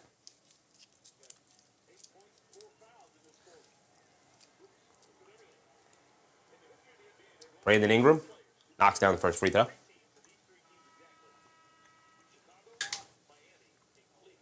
Zane said, what's up with all these teams selling our bingo? I don't know. I'm really disappointed, though. We haven't really had anything going on here tonight for our bingo card. Nothing's going right. Nothing at all. We'll go through the box score at the end of the quarter here. We got 30 seconds to go. Ingram knocks down both free throws. It's a 16-point game. One more stop, one more score gets it to 14. Can we get that? Toronto? Mitchell has it up top, coming to his left. Picked up by Ingram on a switch. Mitchell directing traffic. Mitchell going to dance with it. Coming to his left. Sidestep 3 over Ingram. Got it to go. No, they're not going to get that stop and score. They're just going to allow Mitchell to dance with it and knock down a step back left wing 3. Mamukelashvili bringing it down. Hands it off to Barrett. Coming to his right. Loses the handle on the ball. Goes out of bounds. It's going back to the Cavs to get one more opportunity here to knock it back up to 20. 3.7 on the clock. Alex said Strus and Tyson has 3 threes, I think. Yeah, we're going to take a look at the box score and see where we're at with some of these. We haven't had a jump ball, though. We've had a jump ball on almost every bingo card we've done. It's just been not a ton of fight here, defensively here from the Raptors. Not enough fight. There's been some fight, but not enough. Mitchell drives it down, throws it up at the rim, and a foul's called on Mamukelashvili, who has been horrendous tonight. 1.2 remaining in the quarter. Mamukelashvili just reaches in as Donovan Mitchell is just completely out of control.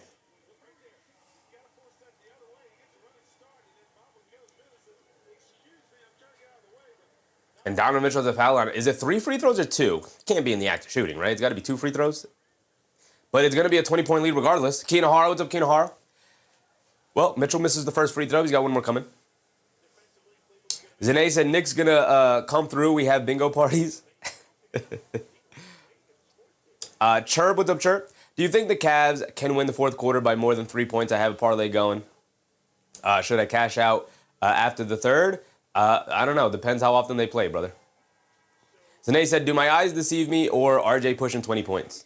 RJ's got 18. RJ's got 18. Daniel Money said they called that a foul. Yeah, it's a pretty silly touch foul there that they gave him. Mitchell hit the second one, knocks down the third one, so he goes 2 for 3 from the foul line. It's a 21-point game. Matches, I believe, largest lead was 22. Mama College Billy, the three-quarter scored heave, way off, not even close, and that's going to be the end of our third quarter. We got 12 minutes on the clock, and it looks like the Cavs are just going to completely run away with it here tonight. Kinar said, notice RJ's team score. RJ ain't much good, sorry. This team actually looked its best when the ball was in RJ Barrett's hands. When Brandon Ingram came back in and commandeered the offense and they put RJ on the bench, they had the lead down to 12, and suddenly it ballooned back up to 19 when they took RJ out of the game. DPS said Ingram plays more like a role player. I mean, he tries to play like a star player, but he doesn't have the intangible qualities that make star players, right? Star players aren't star players because they're supremely skilled and can knock down tough shots. I think that's what Brandon Ingram thinks a star player is, right? Star players are star players because they garner attention, they make good plays, they continuously move off ball, they garner gravity whether they have the ball or not, and Brandon Ingram doesn't do any of those things. Brandon Ingram just thinks that being a star player is knocking down mid-range shots, tough contested mid-range shots. Jack City said, this guy threw the ball into the nosebleeds. Yeah, it wasn't even close. Kenar said, I've never been an Ingram guy either. As I just said above, I really wanted our boys to play these Raptors, not the flinty young Wolves, young Hawks. It is what it is. It doesn't matter. You know, people have made the argument of you'd rather the Hawks prepare the Knicks for a tougher series against the Celtics in the next round, but we'll see. We'll see who it benefits to have an easier matchup in the first round. We'll see. The Knicks, I also saw it phrased this way, which I thought I really agreed with. The Knicks, at times, worst enemy is themselves, right? Their worst quality as a basketball team is resting on their laurels, right? When they feel like, oh, we could just come in and out-talent the team and just, like Jalen Brunson, I could just come in and score whatever I want. Karl Anthony Towns comes in, he's like, I'll just do my thing. I'll grab rebounds. I'll get layups. I'll be all right. Anunoby's like, I'll knock down my threes. Mikal Bridges, I'll knock down my middies. When this team rests on their laurels, they're bad. And I think having an easier matchup against the Raptors may exacerbate their worst quality. Maybe that's cope. Maybe that's just being like, we got a tougher matchup, so let's find a reason to be like, no, it's actually better that we have the Hawks. But I don't think it's going to be that tough of a series. I think there'll be good, tough, competitive games, and I think that'll be good for the Knicks to be prepared moving forward in the playoff run. So, standing on money said Ingram is a point forward? Yeah, sure, brother. He wishes he was a point forward. He does not know what being a point forward means. Kay Hazy said, dang, I was hoping the Raptors would put up more of a fight. Me too. Then he said, it's evident Ingram thinks he's got it like that since he tried to fade CP3. Like I said, Ingram does not provide any of the intangibles needed to be a star. Unfortunately. He's a really good basketball player, but he also doesn't really fit on this team. Bruce Fowler said, in order to be considered a star player in today's or any day, for that matter, it's defined by a player who can get his own shot, even when the opponent is solely focused on stopping him. But it's not just that. Like, Ingram can do that. Ingram can do that perfectly fine. The problem with Brandon Ingram is he doesn't really do anything else at a high level. He doesn't move without the ball. He doesn't bring gravity with him to open things up for his teammates. He doesn't raise anybody else's game. He doesn't make anybody better. He commandeers the offense. He doesn't move the ball around enough. He doesn't move himself around enough. He doesn't attack the boards. He's got 2 rebounds tonight. He's not a particularly good defender. Start of the fourth quarter. We got 12 minutes to go. Bill, what's up, Bill? Someone knocked down a three. I literally looked down to read the chat, figuring we're just starting the quarter. And somebody walked down and knocked down a three. Is that a logo three? Was that a logo three? You guys are going to have to let me know. Mamukelashvili hits RJ Barrett, come back door, kicks it out to Shed, extra pass to Mamukelashvili. He'll line up the three. He'll knock it down. He gets those 3 points right back.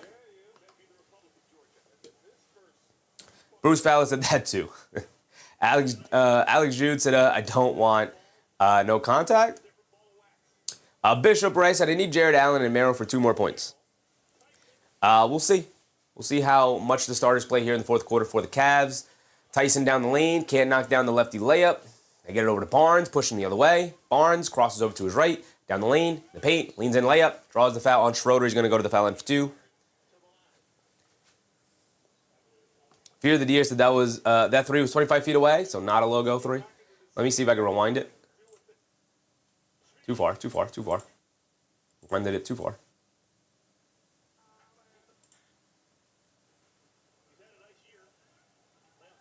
All right, too far. We got 2 free throws from Scottie Barnes, so I'm going to continue to rewind it here until we see. Here we go.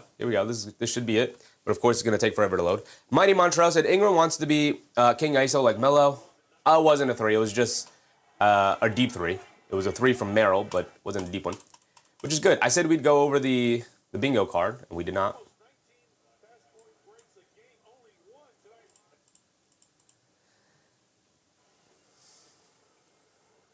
Scottie Barnes did knock down both free throws. Here comes Schroeder down the lane, scoop layup, got it to go. Nobody protecting the rim. Scottie Barnes, you got to come over. I know it's probably going to leave Evan Mobley open, but you got to take your chances. Can't just give up a wide open straight line drive. Kick it out, a three from Jamal Shed, who has been spectacular tonight. He's been spectacular tonight.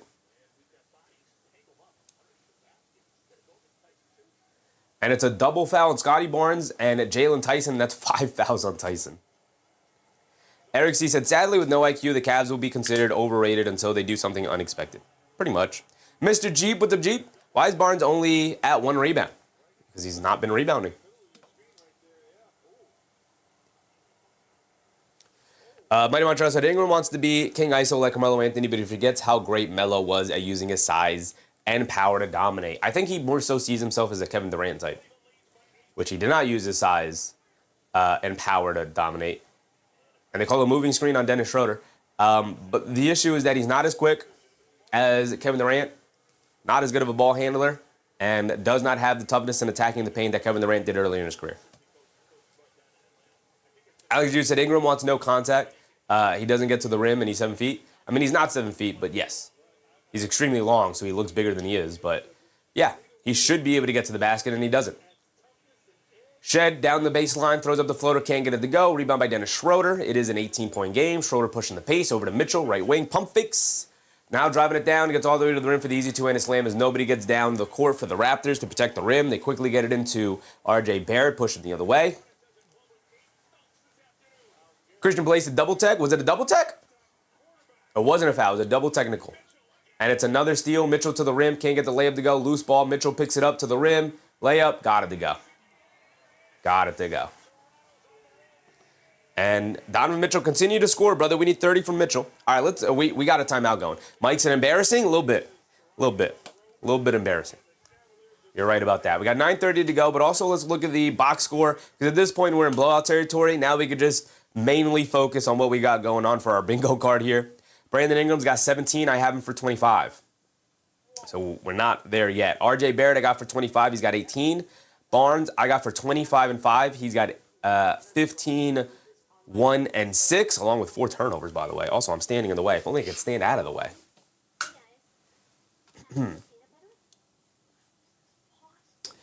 Jamal Shed, we got 17 and 2. We needed 10 and 5. He's giving us the scoring, but we need 3 more assists from him. Well, dang, Sam. What's up, Sam? Allen's still in. Jared Allen. Is Allen still in? Allen's not in. He did not start the second half, it looks like. Unless they subbed him out early. We got 9:30 to go, so we'll let our timer tick down a little bit more. What else do we have here? We got any player for 3 blocks. Do we have any player for 3 blocks? Jacoporto's got 2. How about the Cavs? Cavs don't have any blocks as a team. Okay, sure. Sure, I guess. Keenar said, Allen acts like he's on the bench even when he's on the court. We'll stop our timer right here. Boom. Anybody? What else do we have? So no Shed. Allen for 20 points. No, he got off to the hot start. Scored 6 early points. He's stuck with 8, so he's not getting 20. I should lower points for Allen because he could go off for 20. Just obviously not. We got Harden for 30. We got Mitchell for 30. Mitchell's going to be the one to get it. He's got 28 points now. He needs one more bucket. We got a double-double from anybody. Mobley's got 17, 7, and 4. Nobody for Toronto. Pirtle with 4 and 6. Barnes with 15 and 6 assists. Probably not going to get that double-double. Mobley, I guess, is our best chance with 7 boards. Need 3 more rebounds from Mobley for the double-double. This is not looking good. Strus and Tyson for 5 threes. So Strus has 3 threes. Merrill has 1. We need 1 more 3 from either Strus or Merrill. All right. Mr. Jeep said Barnes needs to start hitting more threes. He hit 3 threes in the first half, and they were still down by 7, brother. I don't think him hitting threes is the answer. Mamu 3 threes is not going to happen. He's got 1 3. Maybe it could. It's just garbage time. 4-point play we were close to, but we could not get it. We did have a failed challenge. No successful challenge yet, right? No successful challenge. Technical foul? Was that 2 technical fouls, right? Because he had 4 personal fouls. Tyson still has it. So it was double technical. So I guess we could update that. We got double technicals going.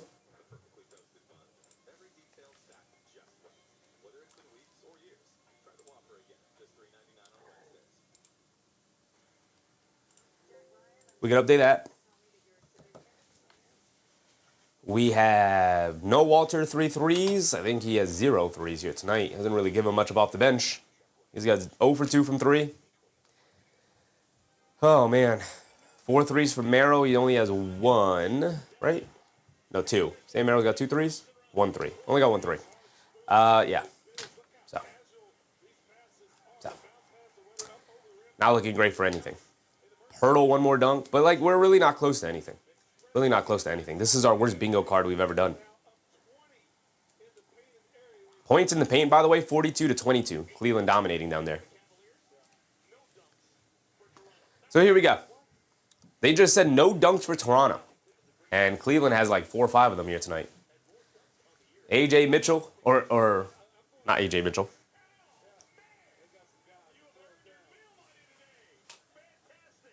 Not A.J. Mitchell. A.J. Lawson. Misses the left corner 3. Mitchell has it up top. Donovan Mitchell up top. Coming to his right, crossing over to his left. Down the lane, leans in, kicks it out in the corner. Dennis Schroeder, left corner 3. Comes up short. Battle for the loose ball rebound. Saved by Mamukelashvili, bringing it down the other way. It's a 22-point game. Mamukelashvili. Cross-court pass. Lawson out of the left corner. Gets it over to Barnes in the post, being guarded by Schroeder. Drop step, leans in, layup, got it to go in the foul. For Scottie Barnes. We'll take it.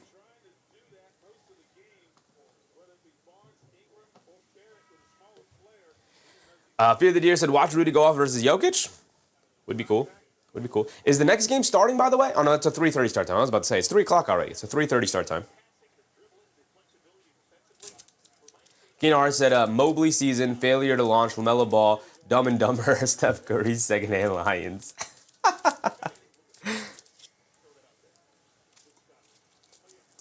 Montreal said, Raptors need point guards, just a bunch of wings with different play styles. I mean, they were in talent acquisition mode. They didn't expect this to be a serious contention year. They just happened to play well. They got good, talented players. It kind of came together a little bit. But this was not a year they were expecting to really do anything. Jacoby Walter walks into an open 3, knocks it down. That might help our bingo card a bit. Scottie Barnes did knock down that free throw, by the way, so it's 90-108. Mitchell up top. Dancing with it. Coming to his right. Down the lane. Gets tied up by Ingram. There's a jump ball. That's on the bingo card. We are fully in bingo card mode tonight, y'all. Fully in bingo card mode.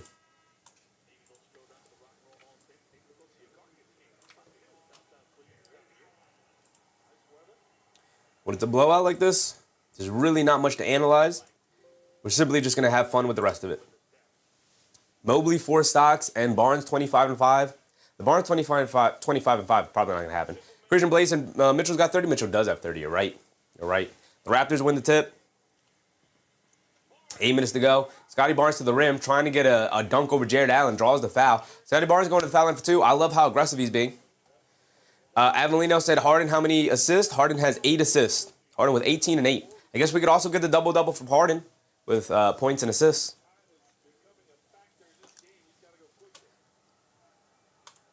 So Mitchell with 30.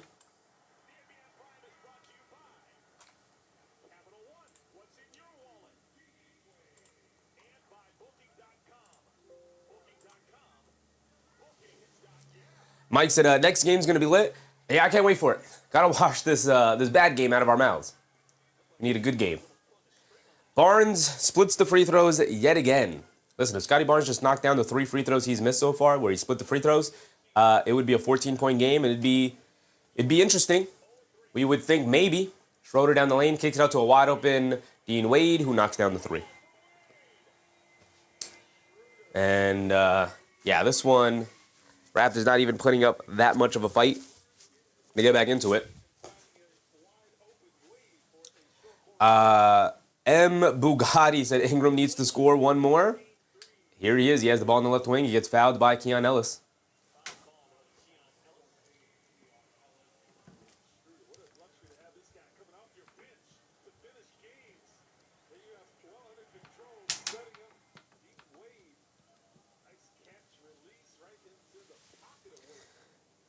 So we are at 91 to 111.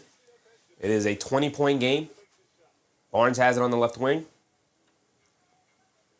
Barnes directing traffic down the lane. Big one-handed hammer for Scottie Barnes. Where was this earlier in the game?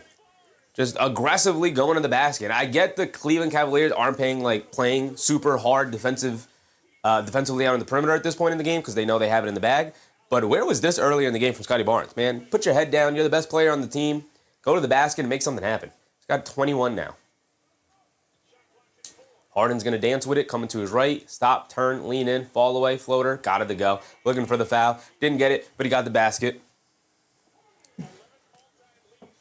Harden up to 20. They hit Lawson cutting back door for the scoop layup. Keenar said, how about Kawhi for Moneyball?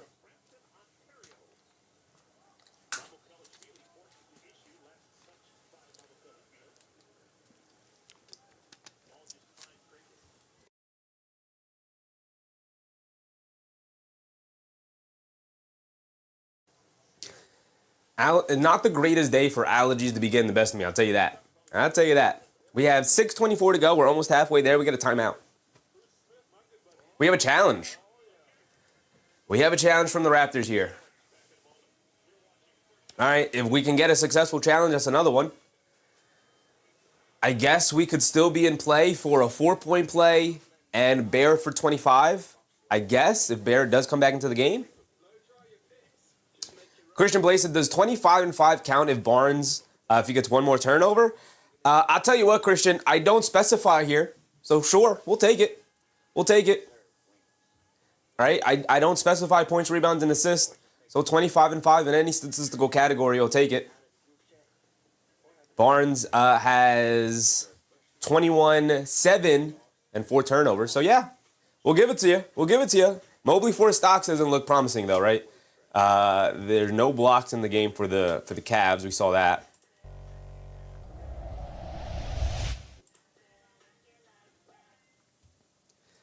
But Mobley is sitting with 2 steals. He could either get 2 more steals or a steal and a block. If he even plays the rest of this fourth quarter, it's an 18-point game. Christian Blake said, you dying coughing should be a meme from The Office. Keenar said, Jamal Shed 10 and 5? What 5 does he have? I know he's got more than 10 points. Jamal Shed, he's got 17 points, 2 assists, 2 turnovers. Got 4 personal fouls. I'm not accepting fouls. It's not a counting stat. He'd have to get 3 more turnovers or 3 more assists or 4 more rebounds to give me 10 and 5. He averages 5 assists, which is why I put 5 there. I figured as the starting point guard with more usage and more playing time, he could get to 5 assists. He's only got 2 tonight. 405 said Sam Merrill ain't coming back in. Probably he might. We'll see. Zane said, get them Claritins. The thing, Zane, is that it's not even bad. Like, I've had bad allergies before, but I'm just a little congested. Just a tiny bit. And it's really, like, allergies trigger my asthma. Like, I really don't deal with asthma at all throughout the year, right up until allergy season, and then suddenly I can't breathe at all.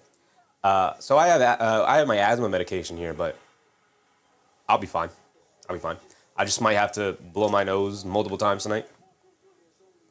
Zane said, what was Jacoby doing in 23 minutes of playing time? Yeah, it's crazy he had 23 minutes of playing time because I have not felt his presence out there almost at all here tonight. He finally made a three, but it's been in garbage time, so.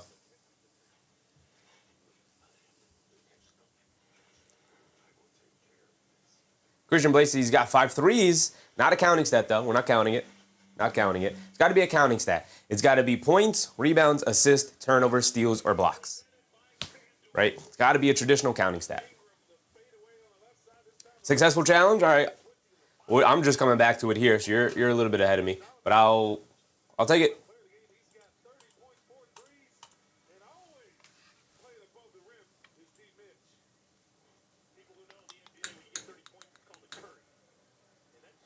All right. All right. All right. All right. All right. There we go. So successful challenge.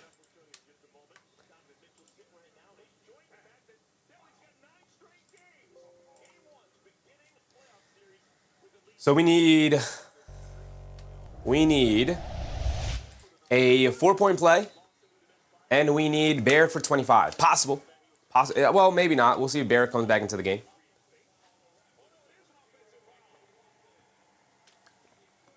Offensive foul on the Raptors. Bruce said, Sheffy's talent in his vocal cords. He's playing hurt.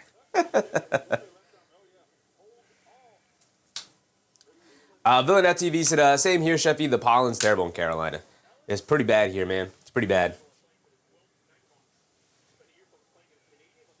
Eric C said, you're on my TV and my phone like Spaceballs when they put in the DVD in the movie. If you know, you know.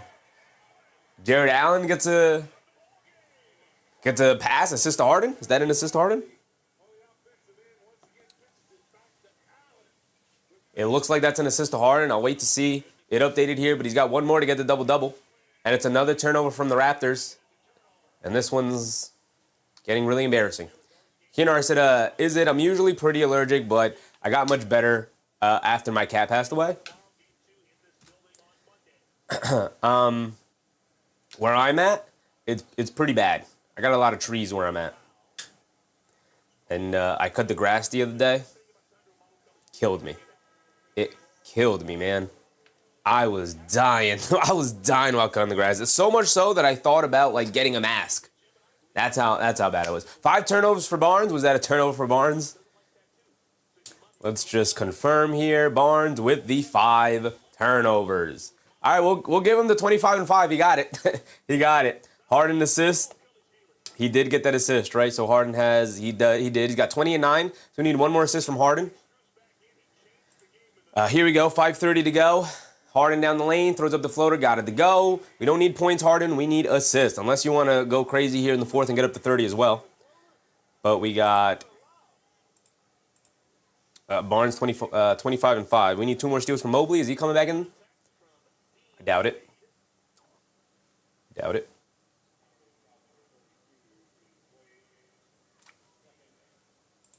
We're filling up the bingo card again, but we're not getting bingo. We're not getting bingo.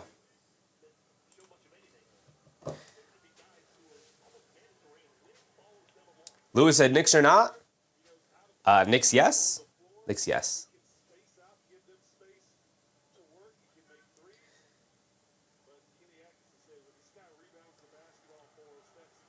.405 slot said needed Mero to get back in this timeout.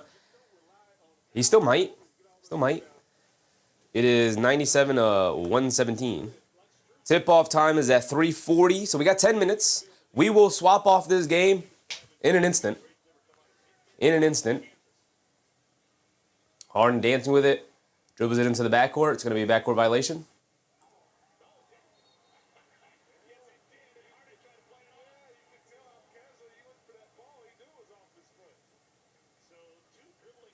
Keenar said, but tea with honey definitely does no harm. I had some tea with honey this morning in preparation for the game today, for all the games today.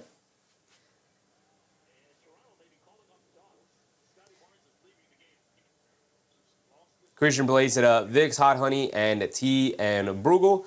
Thank me later. I did have some tea with honey in it earlier before the show as we were setting things up. Probably could have had more. Definitely wanted more, but Barrett down the lane, can't get the lefty layup to go. They subbed out Scottie Barnes, suitably waving the, that's not a word, but kind of waving the white flag here. And we got 10 minutes to go before tip-off in the Minnesota-Denver game. And we got a two-handed slam from Conor Murray. Boy, was there. So Barrett's got 20. He needs 5 more points. We'll try to give this game as long as we can, but it doesn't look like we're going to get bingo because we really need, as Strus knocks down another 3. That's right here. Hold on. Now all of a sudden, where's Ingram at with points? Is he still in the game? Ingram's out of the game as well, so we're not going to get Ingram for 25 either. Well, that's 5 for Tyson and Strus. Or is it? No, I'm thinking of Merrill. Merrill hit that 3. That's 4 threes for Strus by himself. RJ Barrett a 3. Got it to go. We need one more basket from RJ Barrett.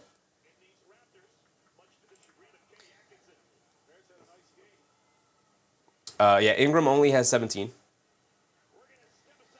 Ingram only has 17. Barrett now up to 23. One more basket from him. Double-double for Harden. James Harden with the 10 assists. There you go. Strus and Tyson is what? Strus has 4. Tyson hasn't hit a 3. I'm thinking of Merrill. All right. So this one actually goes to the double-double.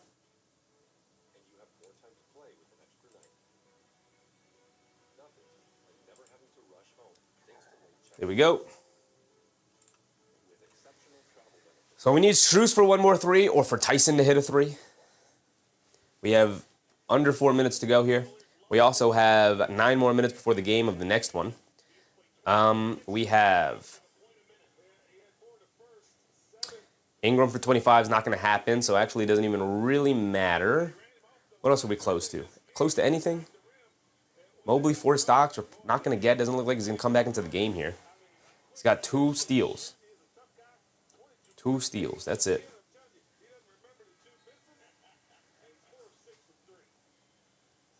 Surprised no blocks from Mobley. Keenan Hart said Pritchard. What's up with Pritchard? Barrett for 25 could happen. We need Barrett for 25 and a 4-point play at the end of this game. That's what we need. That's what we need. And we only have got 6 more minutes before we got to get to the other game. With this one being a blowout, I'm not going to prioritize this over watching the start of the Thunder and the Nuggets here. Donovan Mitchell come back in? Donovan Mitchell did come back in. Is Mobley back in? Mobley on the court right now? Mobley is on the court right now. All right, Mobley, get 1 steal and a block. Give us the stocks. Give us the stocks. Fear the Deer said the Wolves on live broadcast. Yes, and tip-off is in 8 minutes, they said.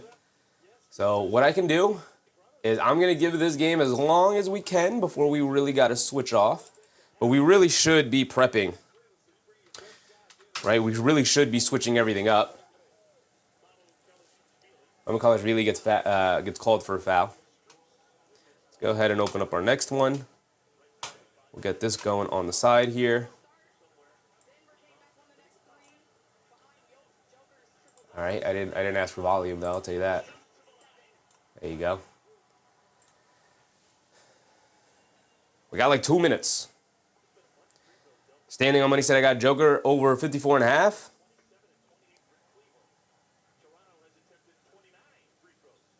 Rose said, so close on the bingo card, it's coming. I don't know if it's coming.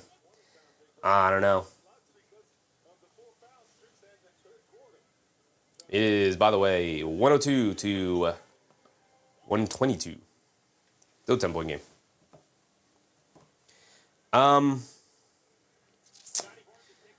This is what we're going to do.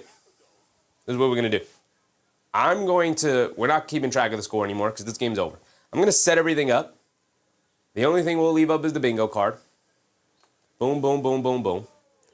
And we're going to get prepared. In about a minute or two, we're going to have to switch over to the next game. Because this one's over. This is a blowout. I'm not going to prioritize watching it for the bingo card versus watching the actual good basketball game.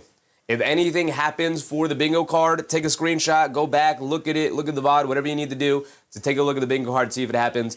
You could update me. And I'm going to need some proof. I'm not going to believe what you guys say. I'm going to need some proof. So if there's like a play that happens, like a 4-point play or anything like that, as RJ Barrett gets fouled, he's going to the foul line for 2 free throws. You're going to have to send me the clip of the 4-point play.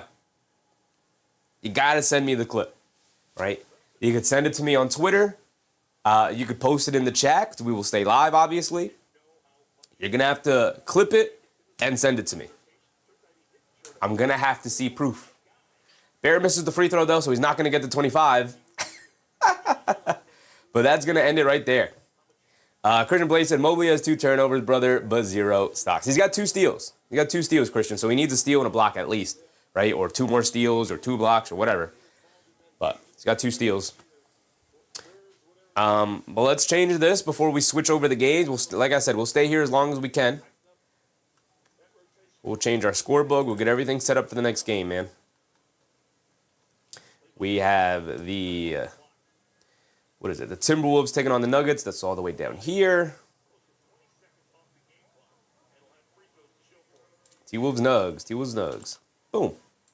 So that's set up and prepared and ready to go.